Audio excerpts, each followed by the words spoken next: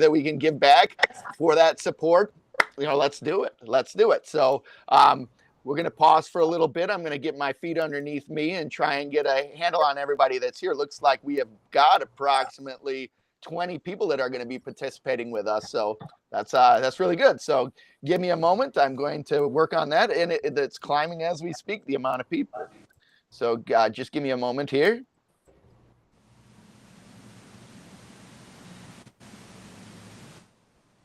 Excellent. Excellent, folks.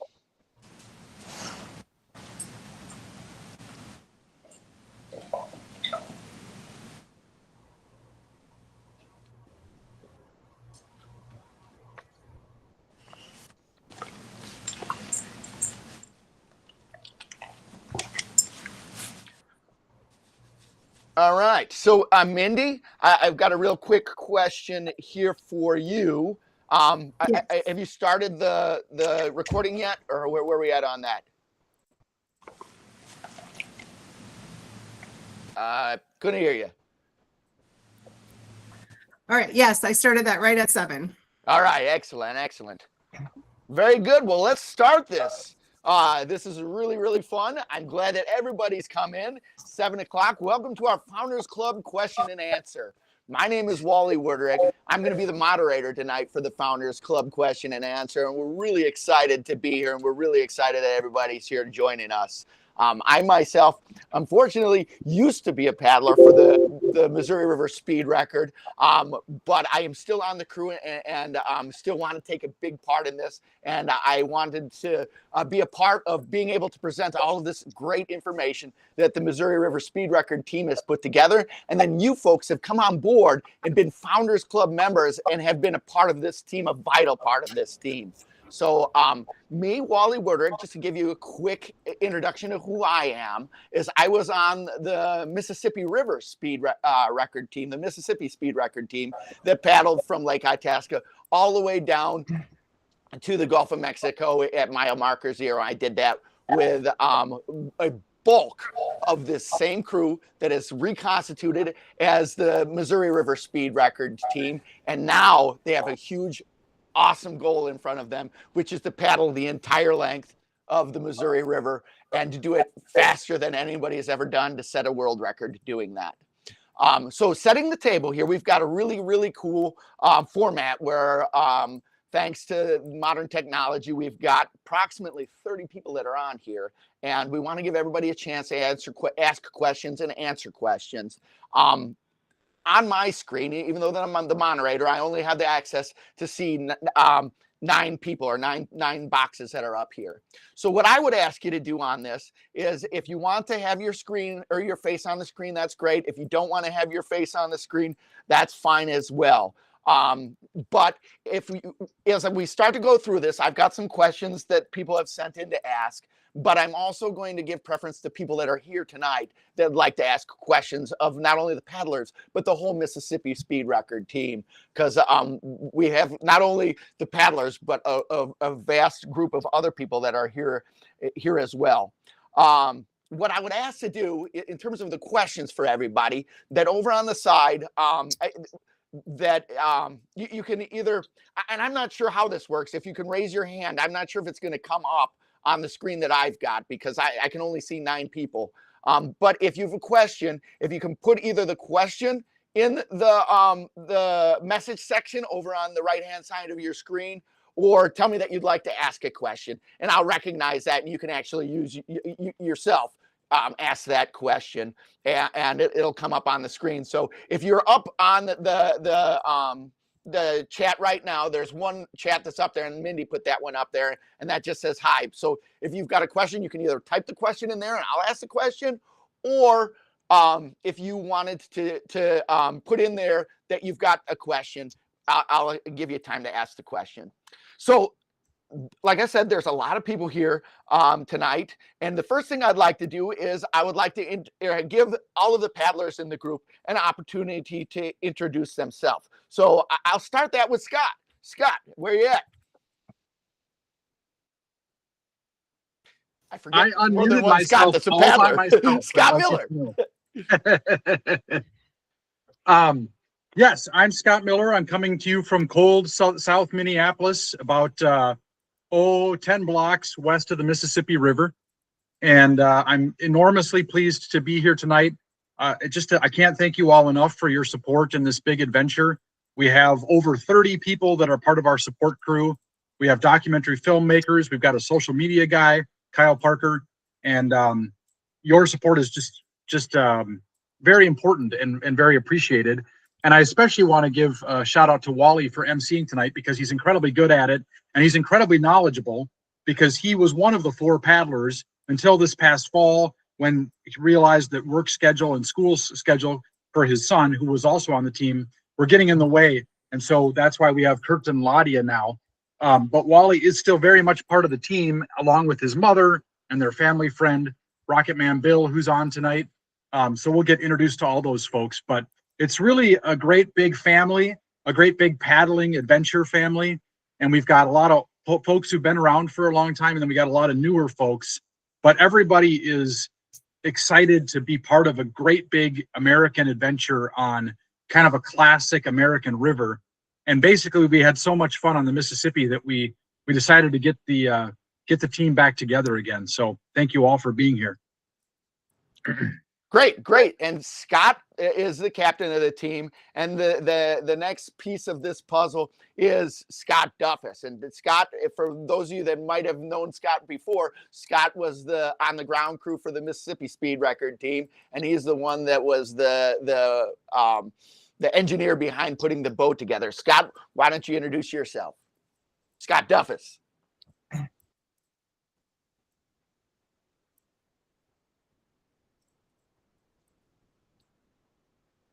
Duffus, you there?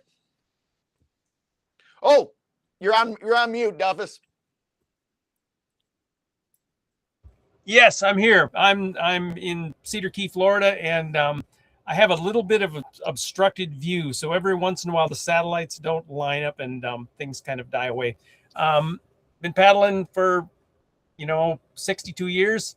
This is like a crowning achievement, I suppose, to be able to paddle on this Missouri River Speed Record team. I was involved with the Mississippi Speed Record, and my primary skill set I think I bring is that I'm fairly able to modify canoes. And so I've been doing a whole bunch of that, and talk a little bit more about that later. But, I too am just so grateful to be a part of this big family of folks who are supporters and support team members of this venture. It's just kind of awe-inspiring just to even be a part of it. So. And don't sell yourself short, Duffus, that beyond just being a guru of the boat, you're quite the paddler yourself, and not only paddler, but endurance athlete as well. Well, yeah, I've done all that. Sometimes when you get to be my age, you kind of don't want to say that. Apparently the satellites don't want him to say it either. So I will use that as a segue to the next person that I've spent a lot of time myself racing against, and unfortunately seeing the back of his head. Scott Miller's and been a 340 paddler, Missouri River 340. That's a canoe race on the lower Missouri a couple times, and then a whole bunch of other things. Cool.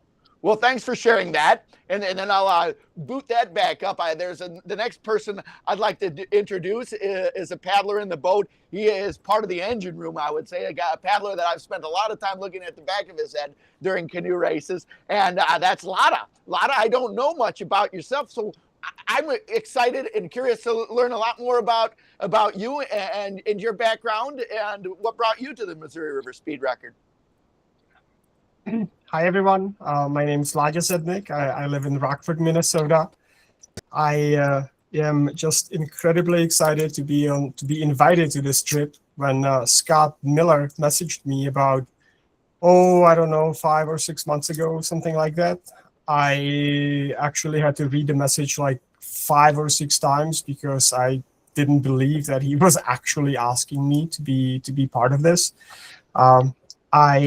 Since then I got to meet a lot of the crew. I got to paddle with this awesome team, and they're all just incredible people, just amazing group of people who are going to help us make this happen. I've been paddling for, maybe 20 years or so, but I've been canoe racing for only about 4 years. I've done But races I like gotta the stop you there, Ladia. Those seem like dog years, so it seems like 28 years as opposed to 28. 4 years, right? Sorry, it's been a great time being in canoes and in races. I've done things like the MR340. I did Scott's MR145 or 150 or whatever he calls it these days. I've done that every time it's happened. So I think that's 4 times. I did the Red River Paddle Challenge and lots of races around the Twin Cities. I just like being in a canoe and I like to paddle. It's a good time. And sure. I want to thank everyone for supporting us. Well, great, Ladia. Thanks so much for being a part of this and sharing your thoughts about this whole project with everybody as well. Taking a spin over to Kurt, my man Kurt. So, and a funny story for me is Kurt kind of got like, I think it was kind of like quicksand for poor Kurt. Last year, I was going up to where Kurt lives in Duluth, Minnesota, and I had heard about a guy who was a paddle enthusiast up there that had a place to stay. So I reached out, I talked to Kurt, and Kurt's like, yeah, I'd love to have you come up. Why don't you come up and stay with me? So I went up there with my mom and we stayed with Kurt, and we hit it off like peas and carrots right off the bat. And of course the binding thought about that was canoeing, and Kurt kind of brings a different mindset to canoeing here. Kurt, correct me if I'm wrong here. So Kurt is more of, he loves paddling, loves the outdoors, but you're more of an outdoorsman with canoeing being a big part of the outdoors piece that you like. Is that right? Yeah, I'd say that's accurate. Right now, I'm trying to get as much time on skis as I can. And in the fall, I'm chasing my dog around bird hunting. And when the weather's good and the water's open, I really, really love to paddle. But unlike some other folks here, I don't identify solely as a paddler. And like Wally said, I met a whole bunch of the crew, a whole ton of the people who are on this call actually in Duluth last year when the Epic Adventure film was shown at the Minnesota Film Festival here in Duluth. And I was just blown away by the quality of people that were surrounding me. And I thought, boy, I would love to get involved in some way with this group. And they were talking about the Missouri River record attempt, and I was asked to be part of the support crew, and I just leaped at it. I was really, really excited because of the quality of the people here on this meeting and on this team. So that was a quicksand. You got into the group when we were up there in Duluth for the festival, and then just slowly you got sucked in, and here you are. That's right. Right. That's great. And so then the next paddler I've yet to meet, and I'm really excited to learn more about him, is Ed Wagner. Welcome to the stream here, and tell us a little bit about yourself, Ed. Okay, hi, welcome. Thank you, everyone. My name is Ed Wagner. I am a retired athletic director at a community college in Auburn, New York, just outside, halfway between Syracuse and Rochester, in the middle of the Finger Lakes. And I can tell you great stories about the Finger Lakes. I'm also a town supervisor for a local town, Wasco, New York. And so I've been doing that for 18 years. I left the Syracuse area yesterday morning at 6 o'clock, and I arrived in Denellen, Florida today around noon. And then I spent 2.5 hours on the water this afternoon, and looking forward to that. I'm here to get acclimated to starting next Saturday, the 7th. I'm doing the Everglade Challenge, which is 300 miles that starts in Tampa and goes down into the Everglades, down to Key Largo. So I hope to finish that in 3.5 to 4 days.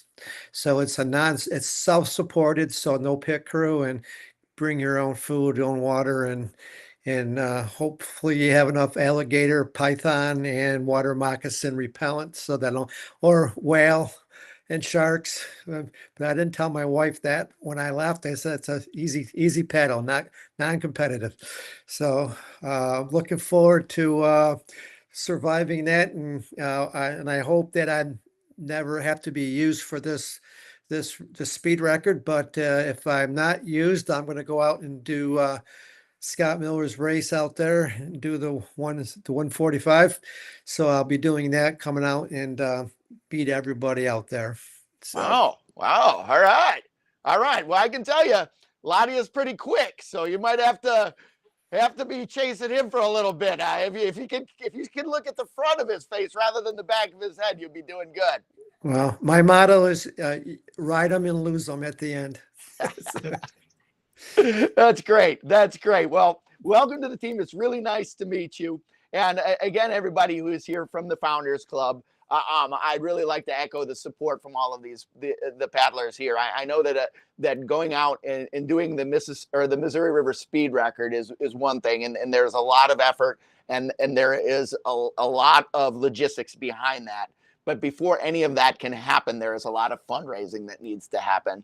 And that's a big part of this process, if not the biggest part of the process.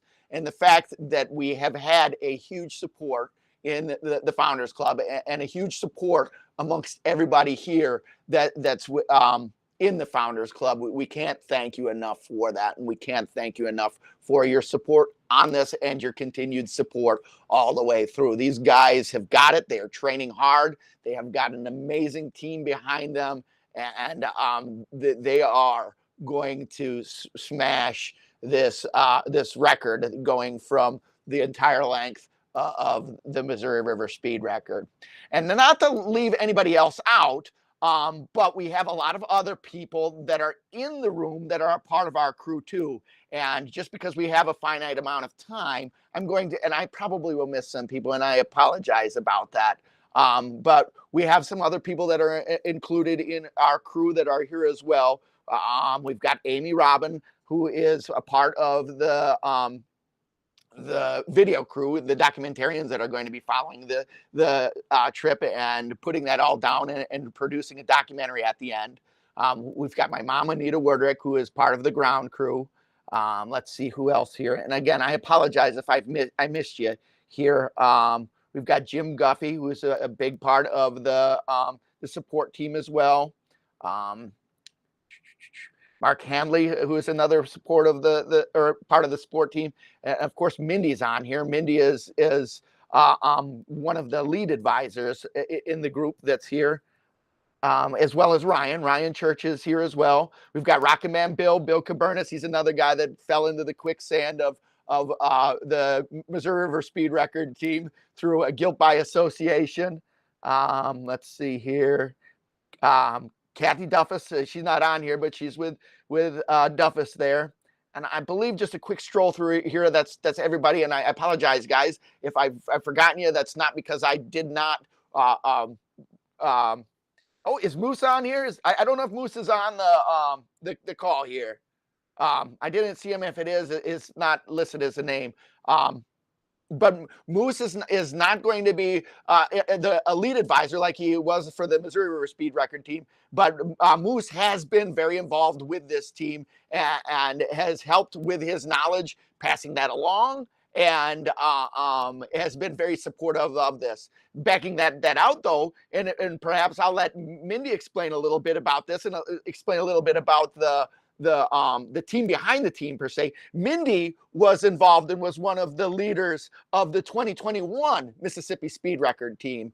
And again, the Missouri River Speed Record, guilt by association, sucked her into the quicksand. And she is the biggest book of knowledge that we've got that is part of the leadership of the Missouri River Speed Record team. And she's going to be a big part of how that leadership begins on the trip. So Mindy, why don't you tell us a little bit about the support team, if you would, please?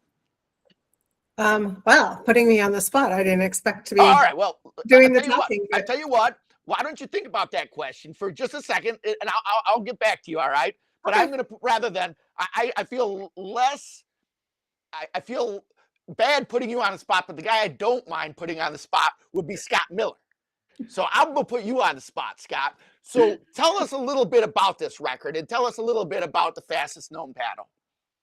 Okay, that sounds great. You know, I'm gonna see if I can do something fancy here. I'm gonna see if I can share my screen for just a second. Okay,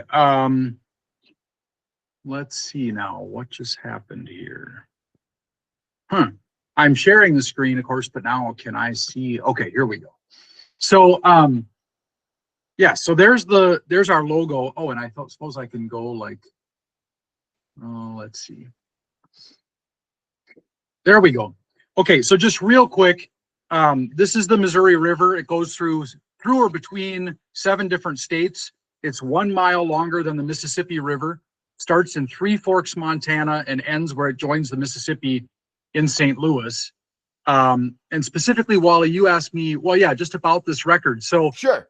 the Mississippi record has been set 8 times. So the team that I led in 2023 broke the Guinness record for the 8th time. Whereas the Missouri River record, as far as anybody knows, has only ever been set and claimed 1 time, and that was in 1980. So I'm just going to quick blaze through this. This is the 4 paddlers here. This is us in Kansas City in a training trip in the beginning of December. That's the Missouri River where the Kansas River comes in, and you can see downtown in the background there. And we had a nice time paddling. And that's the wonderful canoe that we're paddling that Mr. Duffus will tell you more about it. So Winona, Minnesota 4, 23-foot long canoe with a rudder and a whole sleeping system and all kinds of incredible modifications that Scott has done. And then there's Jim Guffey in one of the 3 support boats we'll be having. This is the boat that's going to be most maneuverable and most able to accompany us on the wild parts of the river, of which I think there's maybe 800 miles or something like that. There's Jim with the 4 of us. And there we are with Scott's adventure van, which he and his wife, Kathy, just drove down to Florida. He's coming to us from Florida in the adventure van, and we'll be using this on our trip in the Missouri. There's Chad and Mindy, crucial parts of our support team. Another shot of the adventure van. But this is what I really wanted to get to. So in 1980, the most famous long distance paddler of all time, Verlin Kruger, and Steve Landick, who by all rights should be every bit as famous as Verlin, and secret knowledge just for you guys, my understanding is he may actually have paddled more miles in his life than Verlin has. You can see in 1980, Verlin was 57, so he has since passed, but Steve is very much still with us and is a threat to come and do the MR 145.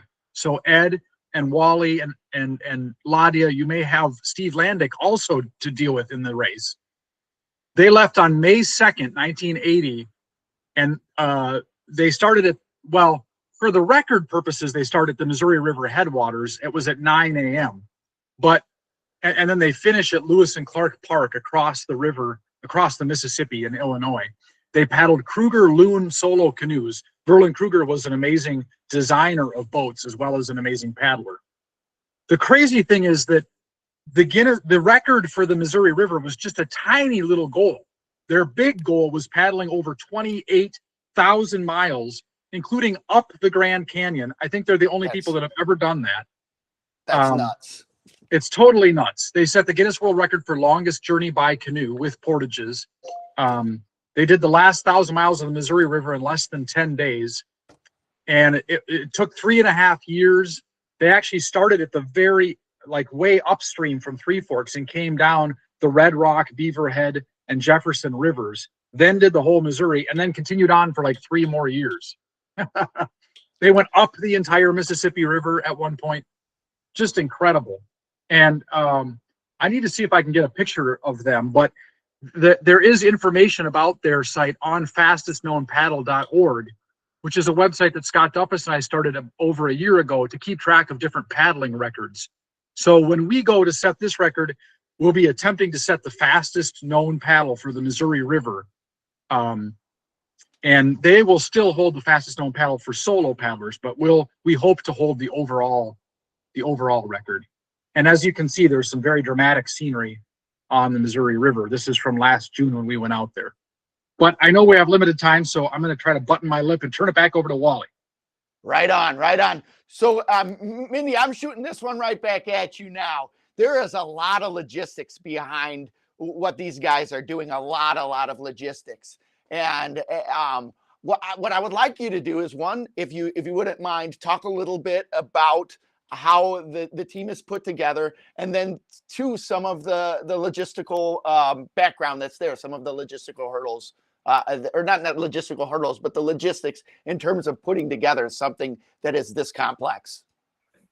Yeah, you know, things have evolved over the years, and we've done things a little bit differently, you know, compared to the way we started in 2021 versus even how things were in 2023. And we're trying to really diversify our leadership and kind of let everybody share in that leadership experience a little bit more on this trip. And so because of that, I've got Ryan with me as, you know, a very integral part of the support team. And I'm so happy to have, you know, that partnership going forward because it is pretty complex. And we've also, you know, so we've got some things that Ryan will be kind of more in charge of. He'll be really kind of working with the crew that's going to be supporting the canoe directly. And I'll be spending most of my time at base camp and kind of working with that food prep and moving base camp along the river and making sure we all have places to stay. And along with Chad, my husband, who's going to take a, you know, more of a leadership role with that food part of it and stuff like that. So again, you know, hopefully that we have lots of people who are taking part in that, and that will help things. But we have a really big crew of great people that I'm super excited about. We have Rocket Man Bill, who's going to be supporting, you know, as a base camp person, and he'll be bringing his RV. We have a travel trailer we'll be bringing. Ryan has a trailer that he'll be pulling. We'll have the adventure van. We hopefully will have this, you know, a couple other people with some vans along with that. So we have a lot of sleeping quarters. And then it's just kind of a moving base camp. So we move every day or so. Yeah. Mindy, let me ask you some follow-up questions on that, just to break that down a little bit more for somebody that might not be familiar with the crew. How many people total are going to be involved in this? Well, if we're counting, you know, I haven't even talked about the people that will be supporting the team on the water. And Right. So we're looking at about a total of 35 people.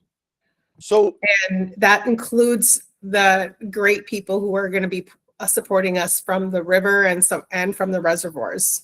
sure. So in terms of these 35 people, you're going to have 4 people in the boat, right? There's Yep. going to be 4 That people in doesn't the even boat. count the paddlers in that 35. Okay. So tell me, why would you need 35 other people when you only have 4 people in the boat? Because, well, safety is a big part of it. Mhm. So we want to make sure that they're supported on the water, because those reservoirs, you know, it's kind of going to be a lot different than the Mississippi. And we always had weather to worry about and those concerns on the Mississippi, but you were never very far from shore. On the reservoirs, that's going to be, you know, a much different thing. So safety is a big part of that, so that they're never without support in any way, shape, or form. And you can't have just a couple of people doing that, because frankly, the paddlers are nuts and they're going 24/7. And it's going to be really difficult for people to support that unless we are taking turns. So we have shifts set up so that we can always have people supporting them at all times. And the way that looks, and correct me if I'm wrong here. So my understanding of the way that works is you're going to set up a base camp somewhere, right? Yep. And then you're also going to have people that go from the base camp to the shore. Is that right? Yeah. And then from the shore, they're going to be going from the base camp to the shore, and then you're going to have people that are actually going to be going from the shore to the canoe, so the canoe doesn't have to slow down ever to get the stuff, right? So a lot of times that shore support is going to be interfacing with the support that's with the boat on the water. And so they then can give the supplies to the canoe without the canoe having to go to shore for anything. So, and you're going to be moving that base camp every so often as the paddlers go down the river, right? Yep. Yep. And so and so this might be, because the reservoirs are so big, this might be a little bit different. On the Mississippi, you basically were moving literally every single day.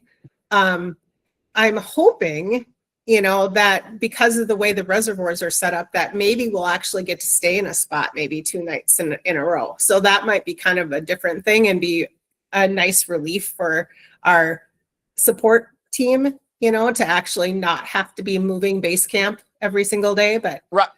But for the most part, yes. So that makes more sense why you're going to need so many different people, because everybody's going to have a different job that relates to the team, right? You have some people there at base camp that are going to be preparing food and everything like that. And then you'll have people that'll be bringing that food and everything that the team needs to the shore. And then those people will be bringing it to the canoe and also to the safety people that are around the paddlers at all times. Yeah. And I think we've agreed, and Ryan could probably tell you more about this in detail, but we've agreed on like 12-hour shifts, for example, and we'll have 2 to 3 people that will be on duty from the shore who will be in charge of supporting the canoe and the support boats on the river at that time. And then the other people that are part of that canoe support team will be either sleeping, because it doesn't stop at nighttime. So we go 24/7 and are supporting them all night long as well. And so sometimes they're going to need to get some sleep in there, and then also helping with grocery shopping and laundry and gas and all of those other things that need to be done kind of on the road as we go. Cool. So I wanted to ask a question here. One that came up from Judd Steinbeck. When is the actual date you guys are leaving? What's that look like for you guys? So we are leaving on June 23rd is our date that we're going to be leaving.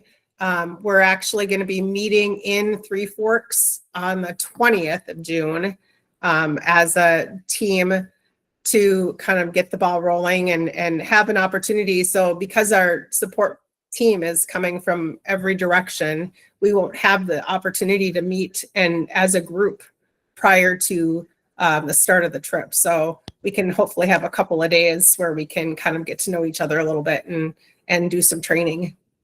Cool. So I'm going to pivot now and pivot to Kurt. I'm going to put you on the spot, Kurt. And you're kind of an outdoorsman and a river rat. So tell us a little bit about the Missouri River. Well, I come at it from a deep knowledge of the Mississippi River. And I'll start there because, as Scott mentioned, they're about the same length. So how is this effort different from the efforts in 2021 and 2023? Well, consider slack water. The Mississippi River has 29 locks and dams, and then there are about half a dozen larger dams on the headwaters of the river that create pools. And so there are several dozen different areas with slack water that have to be paddled, no current. Several dozen areas might average 10 to 15 miles a piece, a few hundred miles of slack water. The Missouri only has 6 major dams, but the uppermost one at Fort Peck creates a pool that's 140 miles long. Wait a second. I think I just heard you say 140 miles. That's correct. And that's just one of them. Lake Sacagawea.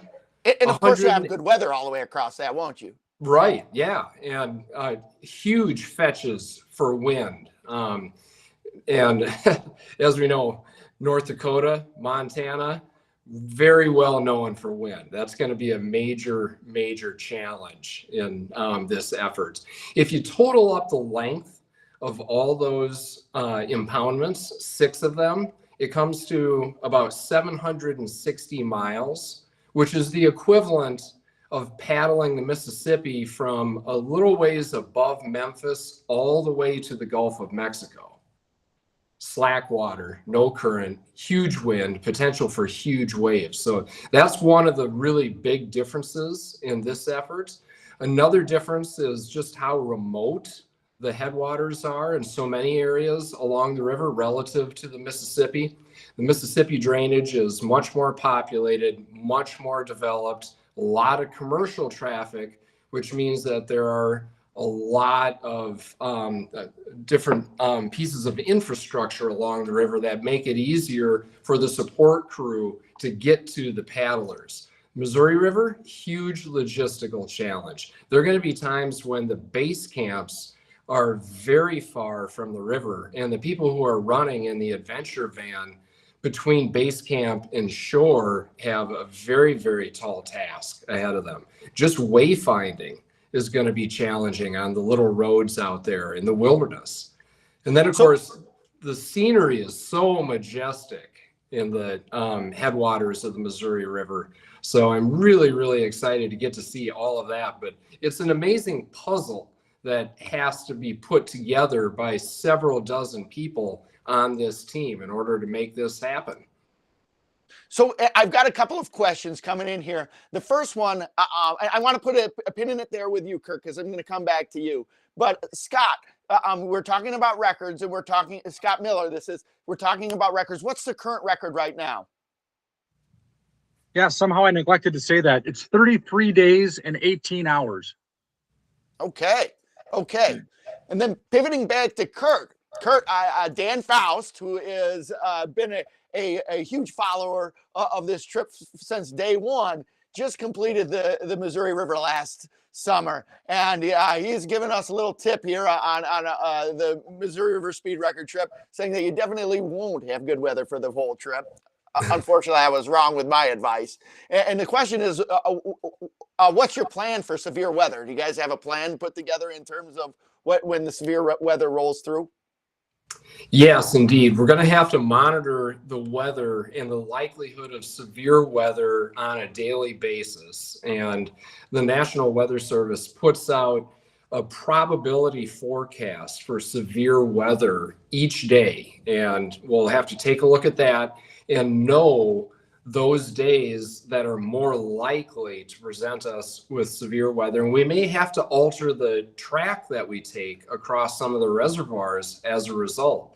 We may want to be closer to the southern shore or the northern shore to be in the lee of the wind. We may know that there's a likelihood of severe weather, so we take a little less direct route across the reservoir so that we stay a bit closer to shore and we can get to safety more quickly. We're going to be consulting with the support boats closely on this, and those who are piloting the support boats have as big a say as we do in whether to continue or when to take shelter for a time. But we know there's going to be downtime due to wind, due to lightning threat, due to adverse weather, and we just have to build that into the effort.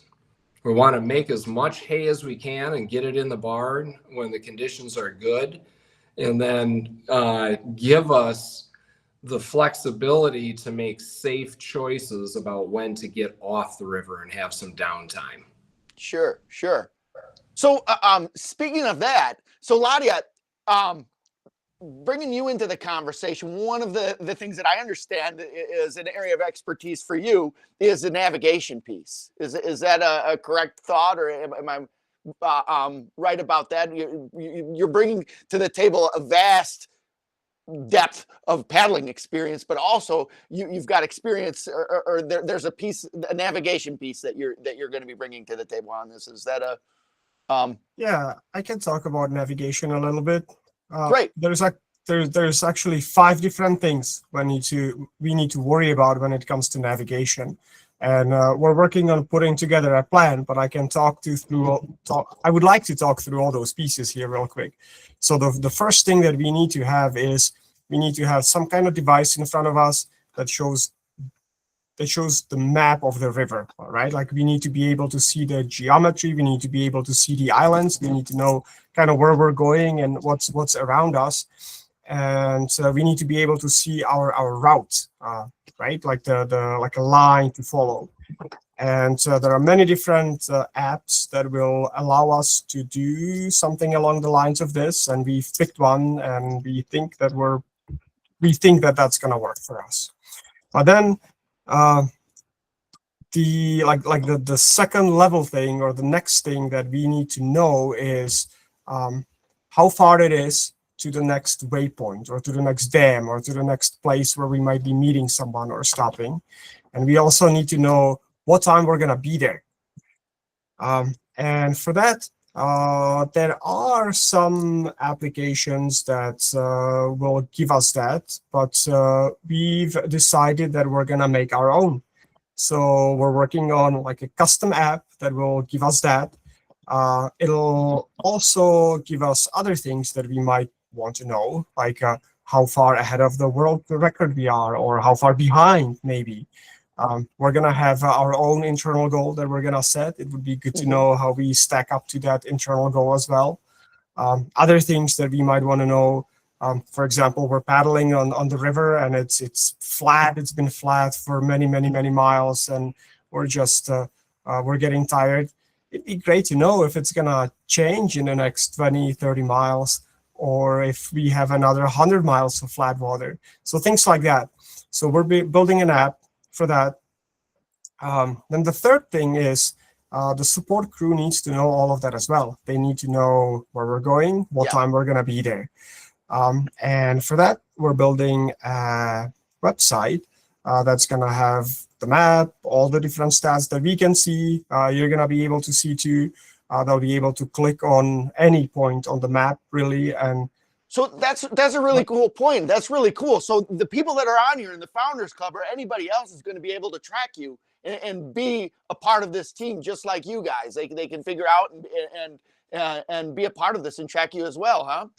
That's exactly right. Yep, that website that will be used by the support crew. It can also be used by anyone in the world to track us. Fantastic. That's great. I didn't mean to cut you off. So that's a really neat piece that you're bringing from this trip out to everybody that's not going to be able to be in the boat there with you. Yeah, thanks. So those were really four out of the 5 navigation things. The fifth one is we need to make it as easy as possible on the support crew to actually drive to wherever they need to be, like drive to the dam or boat ramp or whatever it may be.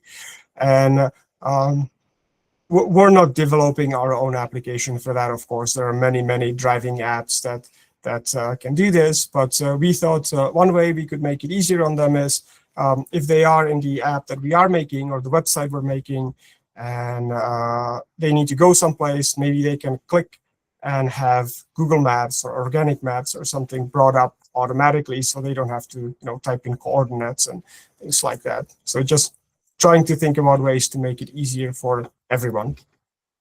So that's really cool. And again, it gets back to the point where it's just not 4 guys with paddles in the boat. There is a lot of logistics behind there, and part of the logistics is not only putting your team in the right place, but then also giving everybody else that's part of the Mississippi Speed Record or the Missouri River Speed Record community a chance to be a part of the team and be a part of your process. That's awesome. So we've had a couple of questions come in here, and I'm going to get to Duffus, because Duffus has got some really cool facts that he can share about the equipment that he's helped prepare. But I wanted to hit some of these questions that people were bringing towards us as far as the trip. So one of the questions, and this is a really good one that Bill Lorston brought and was asking. Now, in terms of the winds, I know that when I was preparing as a paddler myself, one of the things that scared me the most was the winds. Would one of you guys care to speak towards not just the weather, but the wind part of the weather there out on the Missouri River?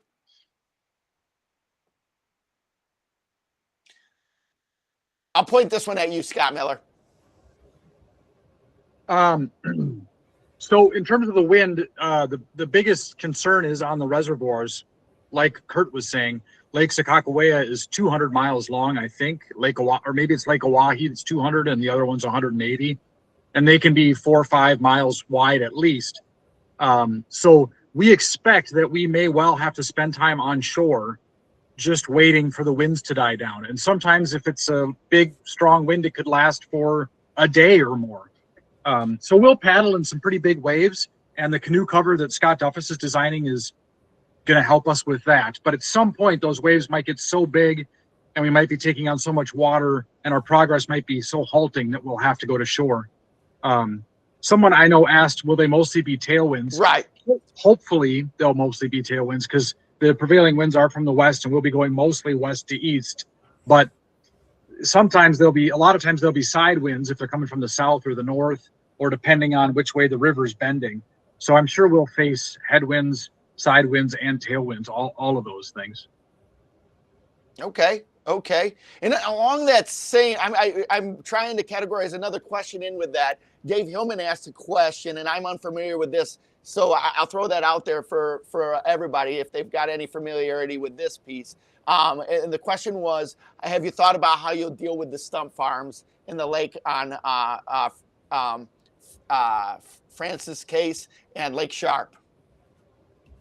I could say probably a little bit about that because I've thought about it a bit. I think there's a couple things. One is if we're able to go through there during the day, that'd be super helpful.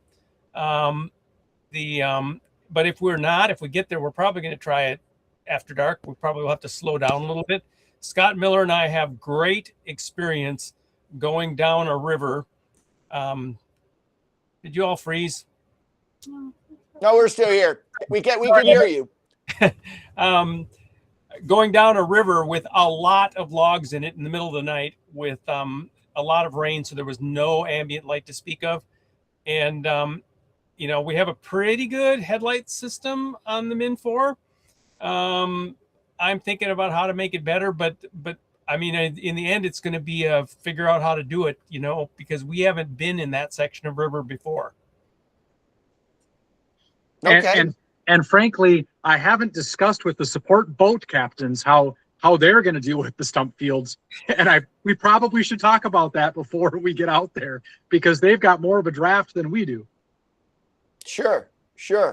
So on that same point with things that are on the trip and some of the things that you guys are going to have to deal with, one of the questions that Dan Faust is asking about is the dam at Great Falls and portaging the dam at Great Falls. So this is going to be a two-part question. I'm going to regurgitate this from Dan, a two-part question. First one being, can somebody talk about that portage?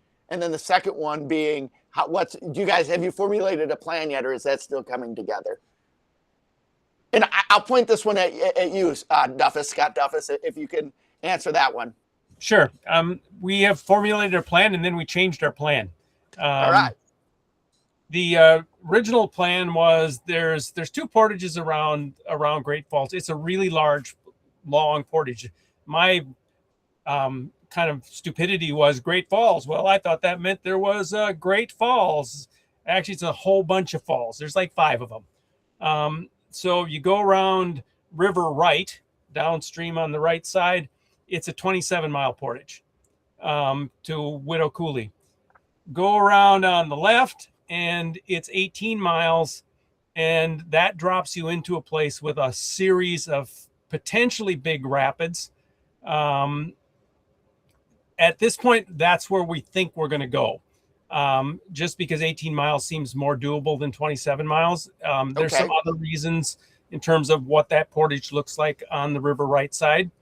We will hand portage everything. So we will be, the rule we will follow is the one close to what used on the Mississippi speed record, which is we need to move the canoe, but the contents of the canoe can be moved by the support team. And then we'll have to walk. All of us will have to walk or run or something, probably walk. So you speak about navionics, and that's not a term that you hear too often when you're thinking of a canoe. And I have had the opportunity to paddle in the Mighty Duffus, which is a 4-person canoe that has been highly modified. And Duffus, I was hoping that you might be able to speak a little bit about the canoe and about some of the neat modifications that you had, and then how those modifications are going to help the team on the Missouri River Speed Record. Sure. We have a great gift, and that is that there was a Minnesota 4 that paddled in 2021, which Scott Miller came to me and said, "Oh, we have all these things we'd like changed for the 2023 attempt," which I did. And then I watched what worked, what didn't work, and thought about the Missouri, and of course came up with a whole bunch of other things that, I might be just being, I don't know, it might be just I'm recreationally fixing and changing things. But there were a few things that came to mind. One is that because of the potential for really big waves on the reservoirs, it makes sense to me that we actually have a thoroughgoing spray deck with spray skirts at each seat position. So that's one of the things that's a little different. We really had that for the 2023 boat on the bow seat and the stern seat. We had some sort of spray skirts, but they were not well designed. It was put together to solve a short problem like going through Sauk Rapids, and not a situation where there'd be a lot of water coming in for a bunch of time. But and Duffus, if I can kind of back that out a little bit. So the canoe that you're using, how long is it?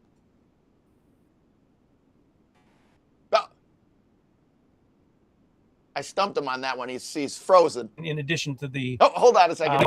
There we go. You're back. Yeah, we didn't catch you there. So I think I'm back.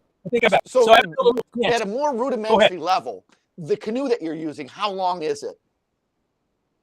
It's 23 feet Okay. long, and it seats 4 people. What kind of But the challenge is what's the model canoe and what's the manufacturer? the model is a Minnesota 4, which is a now retired model made by Winona Canoe, and in their Minnesota line, they have a Minnesota 2 and a Minnesota 3, and then they made a Minnesota 4. And what's it made out of? It's made out of aramid Kevlar, Okay.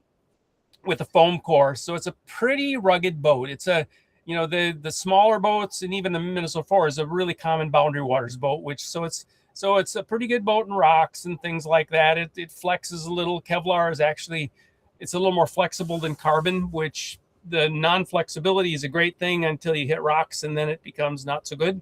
So And when you say it's a boundary waters boat, is that a boat that's made for carrying cargo? Is it a boat that's made for camping? Explain a little bit about what you mean when you call it a boundary waters boat. yeah, it's a wreck boat. It's the kind of boat that you would take on a canoe trip. And there's a reason for that. It's possible they make 4-person boats that are probably quite a little bit faster, but they're not going to be as stable just to be in, because this boat, you don't have to just paddle in. We got to have places for 4 people or for 2 people to sleep at a time potentially. Mm-hmm. And so there's all sorts of things, and there does end up being a bunch of weight in this boat. So your plan, or at least the main part of the plan, is to have people sleep in the canoe. Absolutely. We think that's going to be a little different in this, where it's probably going to be only one person sleeping, at least on the reservoirs, because we think it's going to be a little hard to move, because it ends up being a really heavy boat. By the time you put, basically 750 pounds of people in there and probably another 250 pounds of gear, you got a 1,000-pound boat. Now, is it a stable canoe? It's a very stable canoe. Okay. And I've done some new modifications with it. One of the things that was, you get a benefit of having a few years and thinking over the 2023 attempt, is that we had a lot of trouble getting that boat trim, which means getting it so that it runs flat in the water. It tended to run bow up for a bunch of reasons with where the seats were positioned.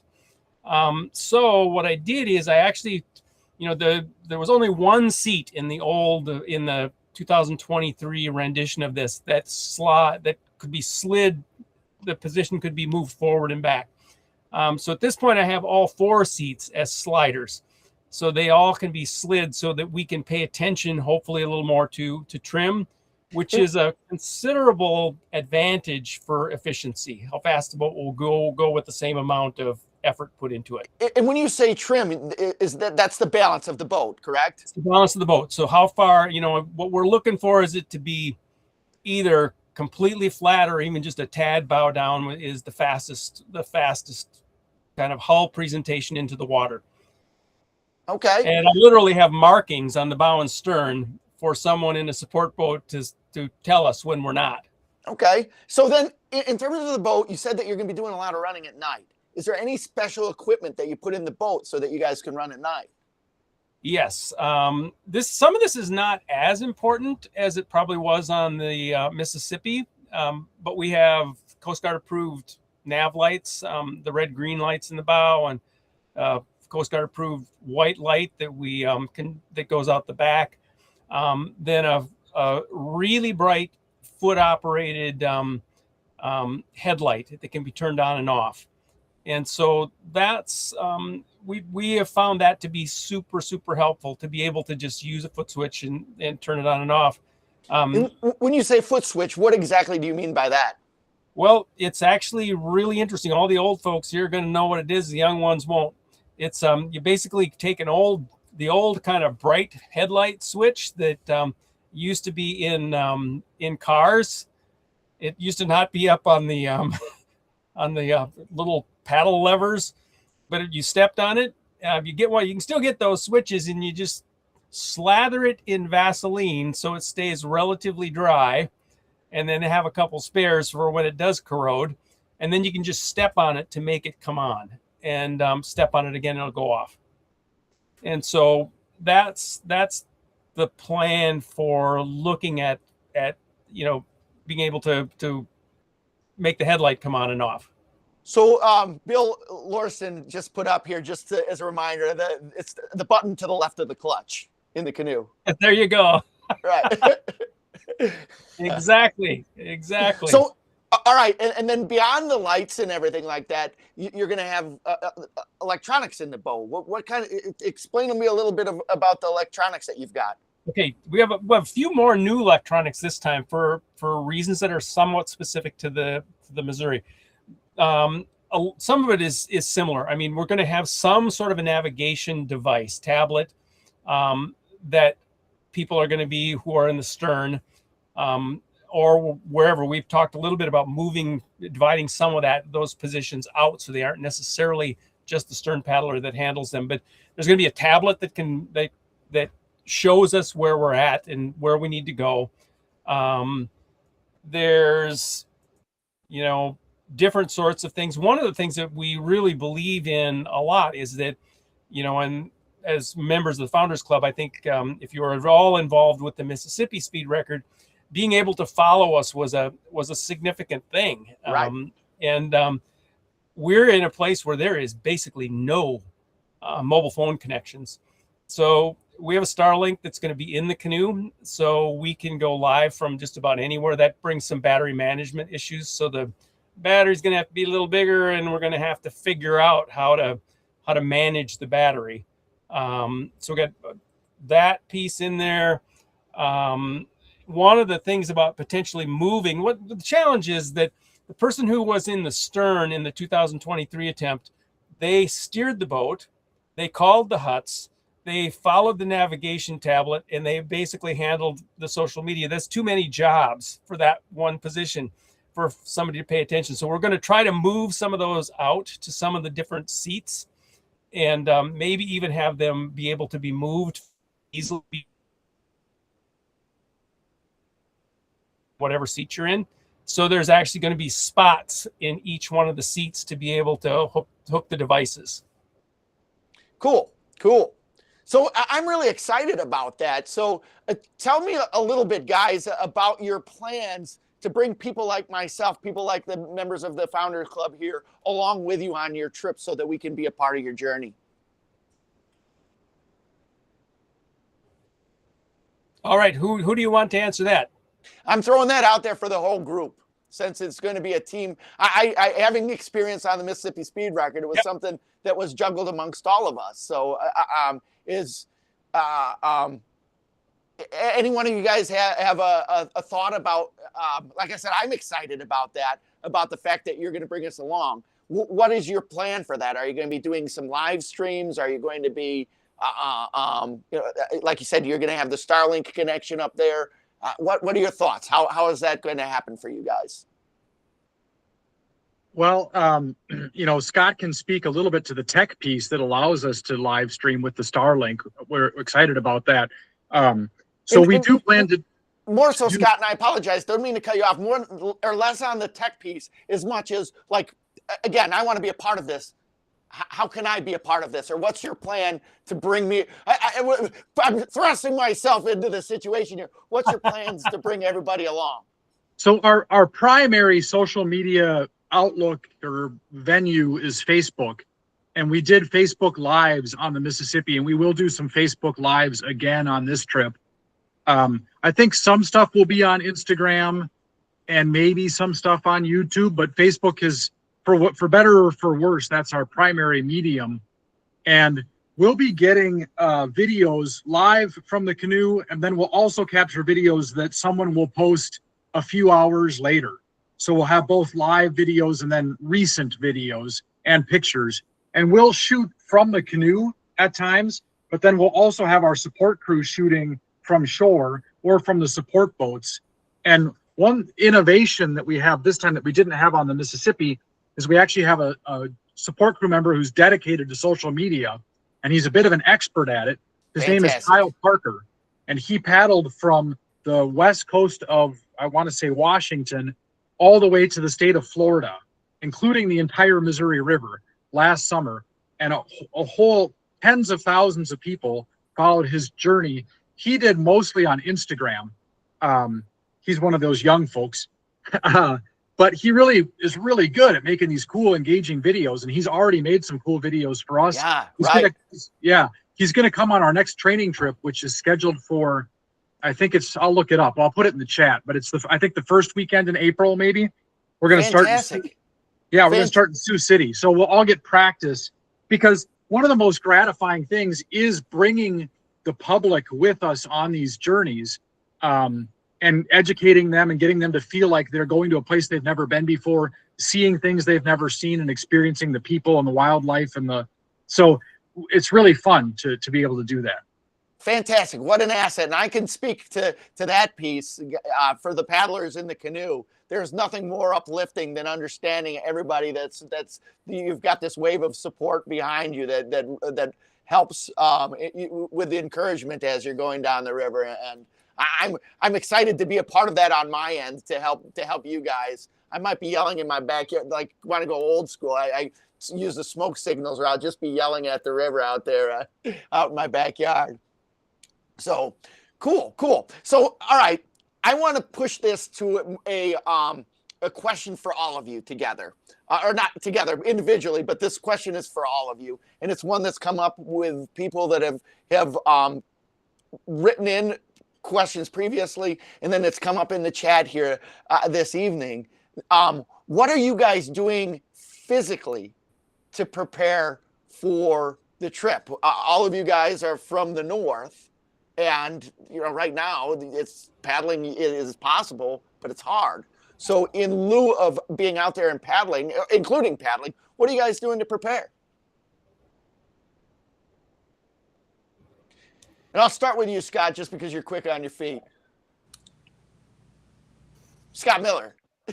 Well, I definitely want to hear from my teammates. I don't like to hear myself talk too much, but I will say I do have a Concept 2 rowing machine in the basement with a special paddling adapter on it. And my teammates will tell you it's not the most fun thing to paddle on, but I do use that a fair bit in the wintertime. And then I do body weight exercises. I do jogging. I can't wait to get out on the actual water, though. That's the single best thing. And Scott Duffus and I did get out on Valentine's Day. It was almost 50 degrees, and there was a few miles of the Straight River in southern Minnesota where he lives that he knew that we could get onto, and that was really fun. Fantastic. Fantastic. Ladia, how about yourself? Well, rivers are still mostly frozen, or they have been frozen, so no paddling for me. The last time I was in a canoe was early December when we all went to Kansas City. But I've been doing CrossFit, shooting for 5 days a week, but it usually ends up being like 4. But I'm trying to. I've been doing some running, but that's about it. Just CrossFit and running. I have a plan to get in the canoe again this Wednesday, and I'm just so excited. It's supposed to be nice. Great. And Kurt, I'm coming to you, and I've got a double question on this one because I think that most of you guys have. So one, what are you doing? And then two, as a follow-up, there were some people that had some specific questions about the Concept 2 trainers that you guys have been using. So if you could speak to that Concept 2 trainer, and I want to ask some follow-ups when you get to that point. So Kurt?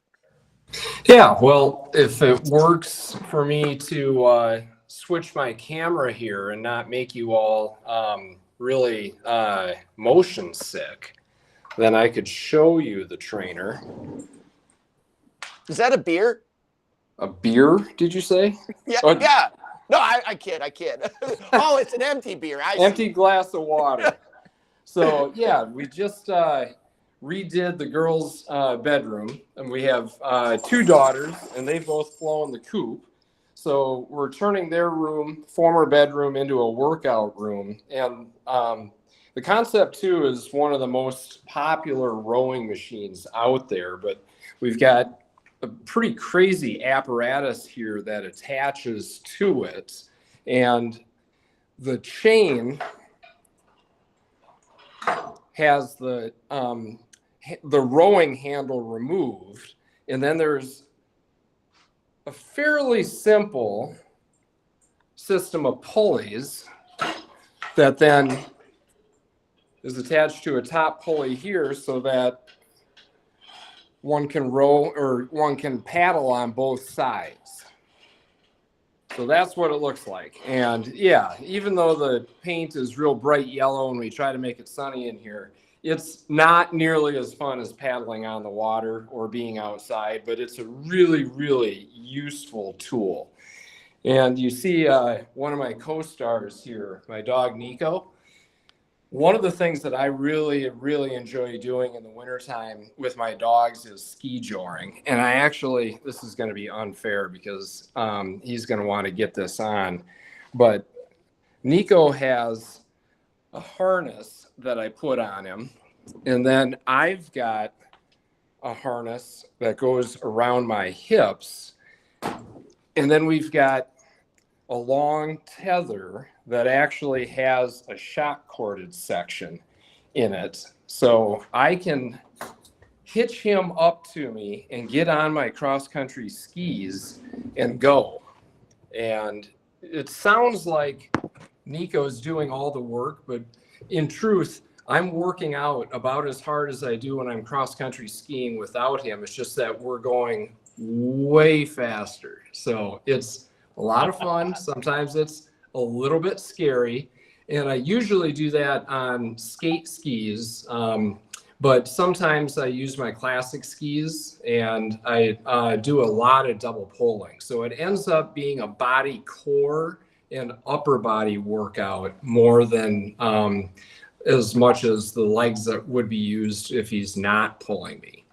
And then I just got back from Vermont. I had a week ski trip out there and I did a bunch of backcountry skiing where we were skinning up the mountain and then taking the skins off and trying to find powder stashes in the woods. And we did some telemark skiing at a resort out there. So just lots of big thigh burns out there and lots of cardio workout. So Really that's cool. my winter gig. Cool. Well, speaking of skiing, I'm going to pivot to Duffus. And Duffus, first off, I've got to say congratulations. So you just finished with the Berkey, right? Or just I finished up did. with the I did Berkey? the Berkey and the Vasaloppet. So that's one of the things I do in the winter. I have been a cross country ski racer for a long time. I now believe I'm a cross country ski completer, not a competitor. But it's still a pretty fair workout. So I do that.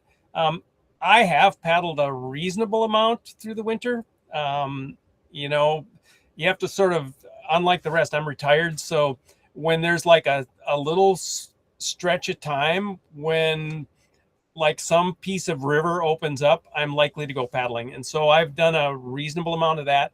I ride a stationary bike. I'm a Zwifter, and do run a little bit. I have a paddle adapter, but goodness gracious, it's just boring. So I do it, but it's not one of my more likely things to do. Cool. And anything else besides cross country skiing?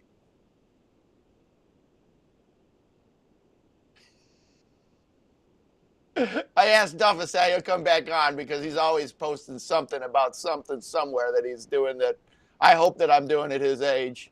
What was that? I'm sure that you missed you. I'm back. Beyond cross country skiing, is there any other endurance athletics that you're doing or have done in the past to prepare you for the trip? Oh yeah, in the past I've been an ultra runner.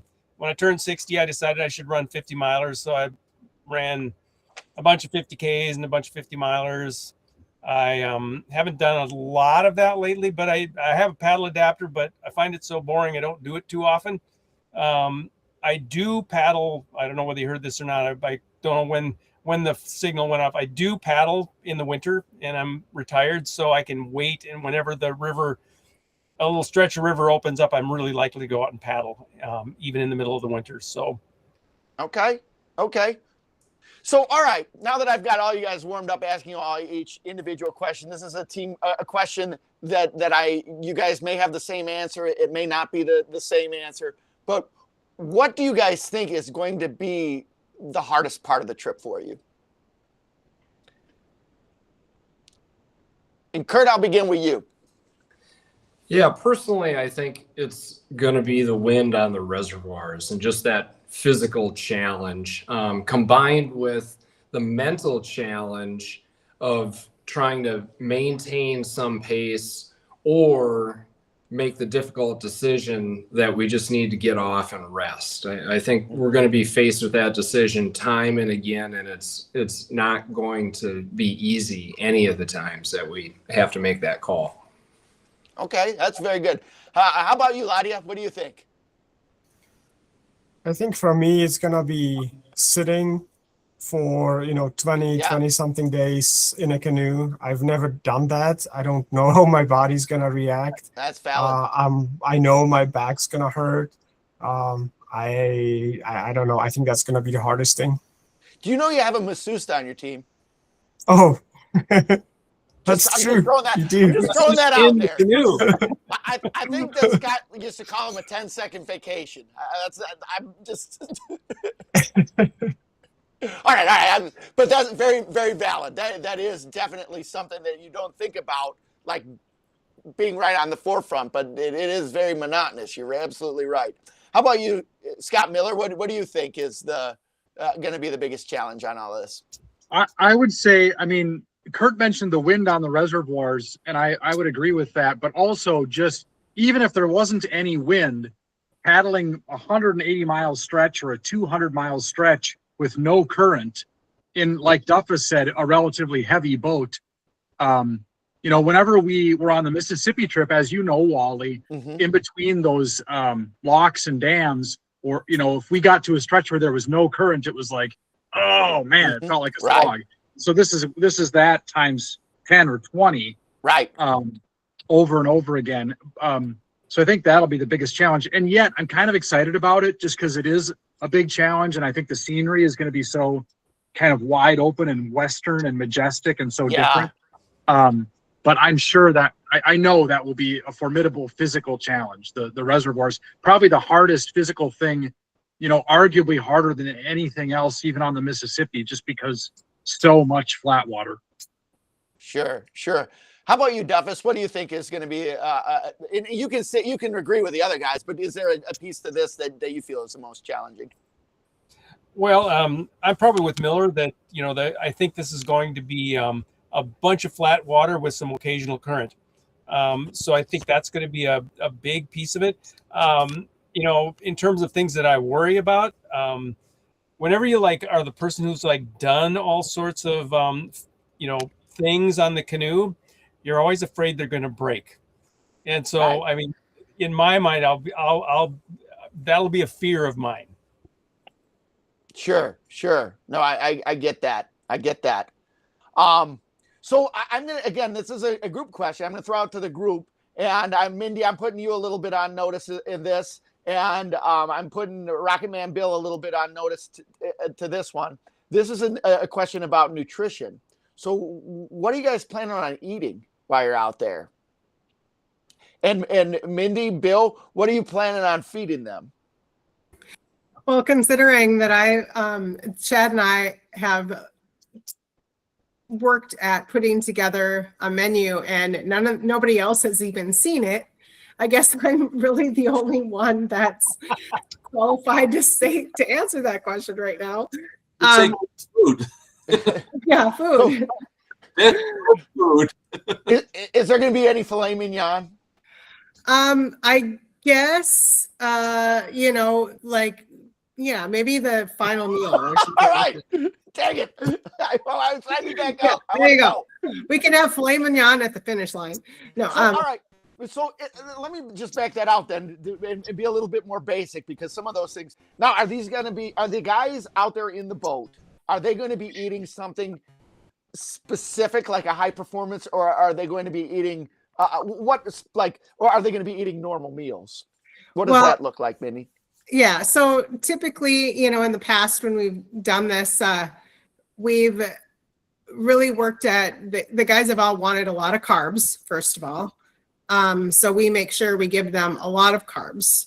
And every time, every 12 hours, they're given, let's see, 2 full meals every 12 hours. So they're eating, 4 meals in a 24-hour period. Plus, that doesn't include snacks or anything like that. And then, making sure that we mix that with a variety of proteins. And Mindy, what do those meals look like? So for example, they could get spaghetti with noodles. So we have thermoses that they will get. So usually they'll get 2 thermoses full of food. So something hot, and then they might get some tortilla wraps along with that, with some meat and cheese, along with, a variety of beverages and their hydration, whatever that would include. So, for example, spaghetti sauce with noodles, lentils, a bread of some sort, and then a sandwich. And that's just one of the meals. And then they would also get mashed potatoes with meatballs, and then, some more pasta or more bread. And that's all together in one meal that's for a 12-hour period of time. Okay. And then when you give them the meals, how do you give them those meals? What do you give it to them? Is there like a McDonald's bag that they roll up in and get, or a Missouri River Speed Record to go bag that they get? How does that Yeah. work? So, and I guess I wasn't along in the 2023 attempt, but we had bags or Yeti coolers, and I'm not sure which way we're going to go this trip. That has that, and then it would have the 2 thermoses full of hot food along with all of their cold stuff, all put in a bag, and each paddler gets their own bag full of food every 12 hours. Plus they get a Ziploc bag full of their snacks, and then in addition they get their hydration. Okay. So, and I'm going to pivot to you, Bill, on this one. So you're relatively new to the team in general, but not new to myself in my canoeing world. So in terms of the trip, and in terms of your piece, you are going to be kind of one of the kitchen guys, right? That's what I perceive. I'm going to be one of the kitchen guys, and I'm looking forward to it. It's going to be a lot of people. I have never cooked for that many people before. All right, all right. I'm willing to take on that challenge. All right, cool. And can you tell everybody a little bit about like what does that kitchen look like? So it's got to be something that's going to be something that goes from place to place. This isn't like you're not going to have the kitchen at your house available to do that. So what does that look like in your mind?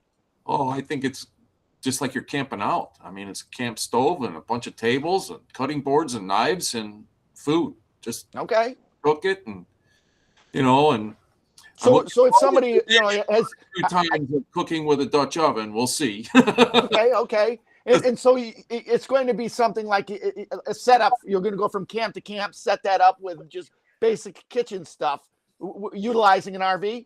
Yep. Okay. Yep. Both RVs. I mean, Mindy's going to have a trailer, and we'll pull up side by side, and there we go. Party City. Let's go. All right. Cool. Yep, and we do have a large stove that uses like the full propane tank that has like, I think one of them's like 1,000 BTU burner, like 2,000, because usually if you're making that amount of pasta, you have to have very large pots. Sure.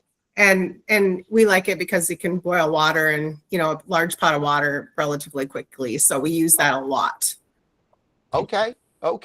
So this is a question that Bill brought up to me just the other day. We were talking about this, and I'm dying to know the answer of this one. And this is going to be at you, Ladia. No, this is good.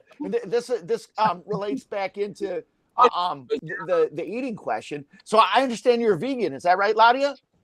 That's right. I am vegan, which is Okay. gonna make everyone's life complicated, and I'm so sorry about it. No, that's not a bad thing. But I'm really curious as to how, when you are preparing for this, or when you are putting together the things for your dietary needs, what is it? What's your What do I thoughts on eat? that?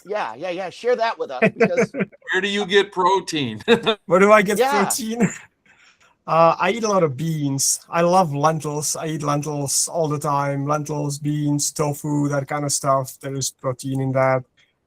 Nuts have a lot of protein. Almond, cashews, whatever. Pistachio, that's good stuff. I just eat veggies, beans, pasta, that kind of stuff. and do you, and this is a curiosity of mine. Do you think keeping the amount of calories that you need, do you think it's going to be harder for you to do that being vegan? I don't think so. Okay. I've been vegan for about 3 years now, maybe a little bit more. At home, when camping, when I go on trips, I never have any issues getting enough calories. So I don't think it'll be a problem. Cool. Well, that's great. Well, I've got some more questions here from the people that were asking, and there was a really good one that Stephen Voss asked here. And the question is, there's supposed to be a lot of snow in the mountains this year. Does this help the water level throughout the lower river? Do you have any information on the projected water levels in June? So as you can see in the chat, Jim Guffey says it's about 18% below the long-term average in the mountains right now, and the reservoirs are low, as Mr. Duff has pointed out. So we do kind of expect the river to be low. The good thing is we would have had no chance to set the record on the Mississippi if the water levels were low the entire Mississippi. So it was really important that we be lucky on the Mississippi and have high water, which we were for the first half of the river. But on the Missouri, that's not as important for two reasons. One, the record has only been set once, and we think if everything goes well, we should be able to do it in about 25 days. So even if low water adds 2 or 3 days to our journey and we finish in 28 days, we would still set the record. But the other thing is because of the dams on the Missouri River, even in a high water year, if they're holding back water in the reservoir, there might not be a ton of flow in between. So it's hard to predict what the flow is going to be. So we feel like we can give it a good shot. Even if the waters are very low, we still will have a good shot at setting the record. And then the other thing is that the Mississippi water levels were at historic lows in 2023 in the winter, and everybody was freaking out. And then, yes, we did get a ton of snow, so that helped, and that doesn't seem to be in the cards this year. But the spring rains are unpredictable, and when the Missouri River floods, it's not always only because of snowpack. It is the spring rains can play a big role. So it will probably be low on the one hand, and on the other hand, things are unpredictable. So, all right. And Dan Faust was asking, speaking of water levels, what's your plan for the delta areas of the river in order to avoid the mud flats? And actually, if one of you can speak to what that is that he's talking about first, like what are the delta areas in the mud flats in the river? I can speak to that. Okay, great. In these reservoirs are typically really shallow on the upstream end, and they have been drawn down for quite some time. So in the end, the water just braids out. There's probably a whole bunch of willow trees growing in there. And to figure out how to get into the reservoir from the river proper is very difficult.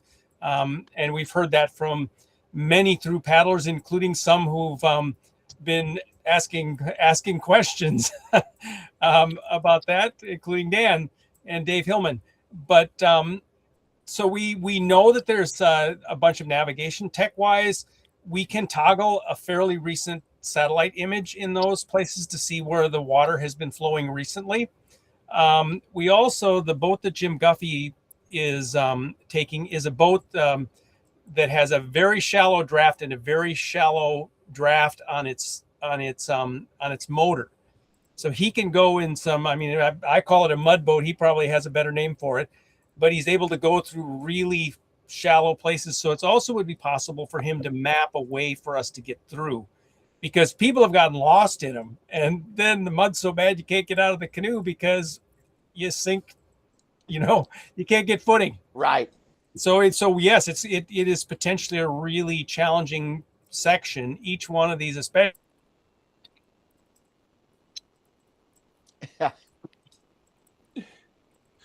On here, So, I have an idea about the other ones.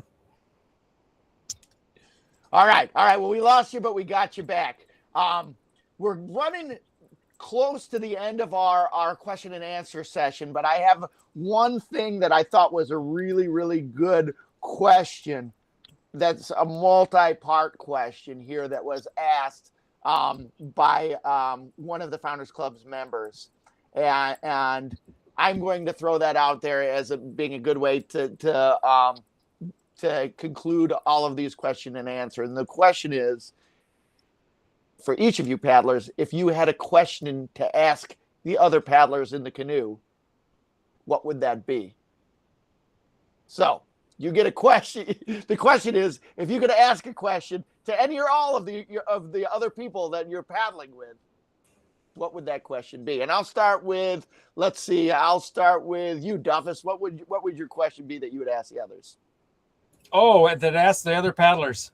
Or ask them a question that they have to answer. How many paddle strokes do you think this is going to take? Oh, that's a good question. So 60 strokes a minute times 60 stroke a minute times 60 minutes in an hour times 24 hours in a day times 25 days. Who's the math guy here? No one. Ladia. He's a math major. Ladia. All right. Multiplication is not my strong suit. All right. So then, Ladia, you're next. What's the question? Oh, no. Other guys. Okay.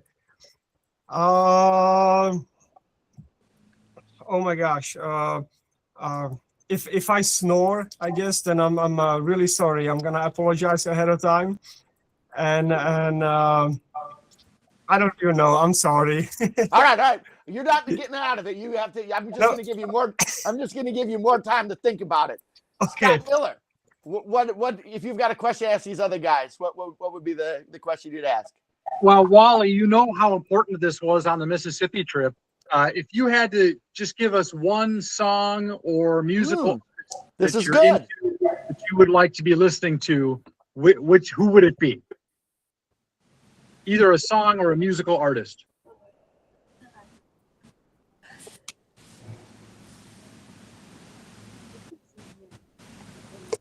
I don't know how we can just go to one. This is going to be a long all trip. right. We need all sorts of styles of music here. All right. What's your go-to, Kurt? What's Yeah, your you got to go-to pick music? one to tell the group for now. All right. I'm going to go kind of old school and say Sugar. Bob Mould has reconvened the trio Sugar, which was a big coming of age album for me to date myself a little bit. All right. All right. How about you, Duffus? What's your Oh, music? it'd be the quintessential Missouri River from the very beginning song Shenandoah, which has All nothing right. to do All with right. the Shenandoah River. It has to do with the Missouri. Ladia, how about yourself? Oh, easy. Do you guys know the Okie Dokie Brothers? I do. Yeah, All right. All right. The Okie Dokie Brothers.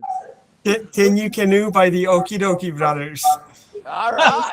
I am not familiar with the Okie Dokie Brothers. Oh, you need to get familiar. All right. With a name like the Okie Dokie Brothers, they sound like they would be somebody that I would want to be friends with. For sure.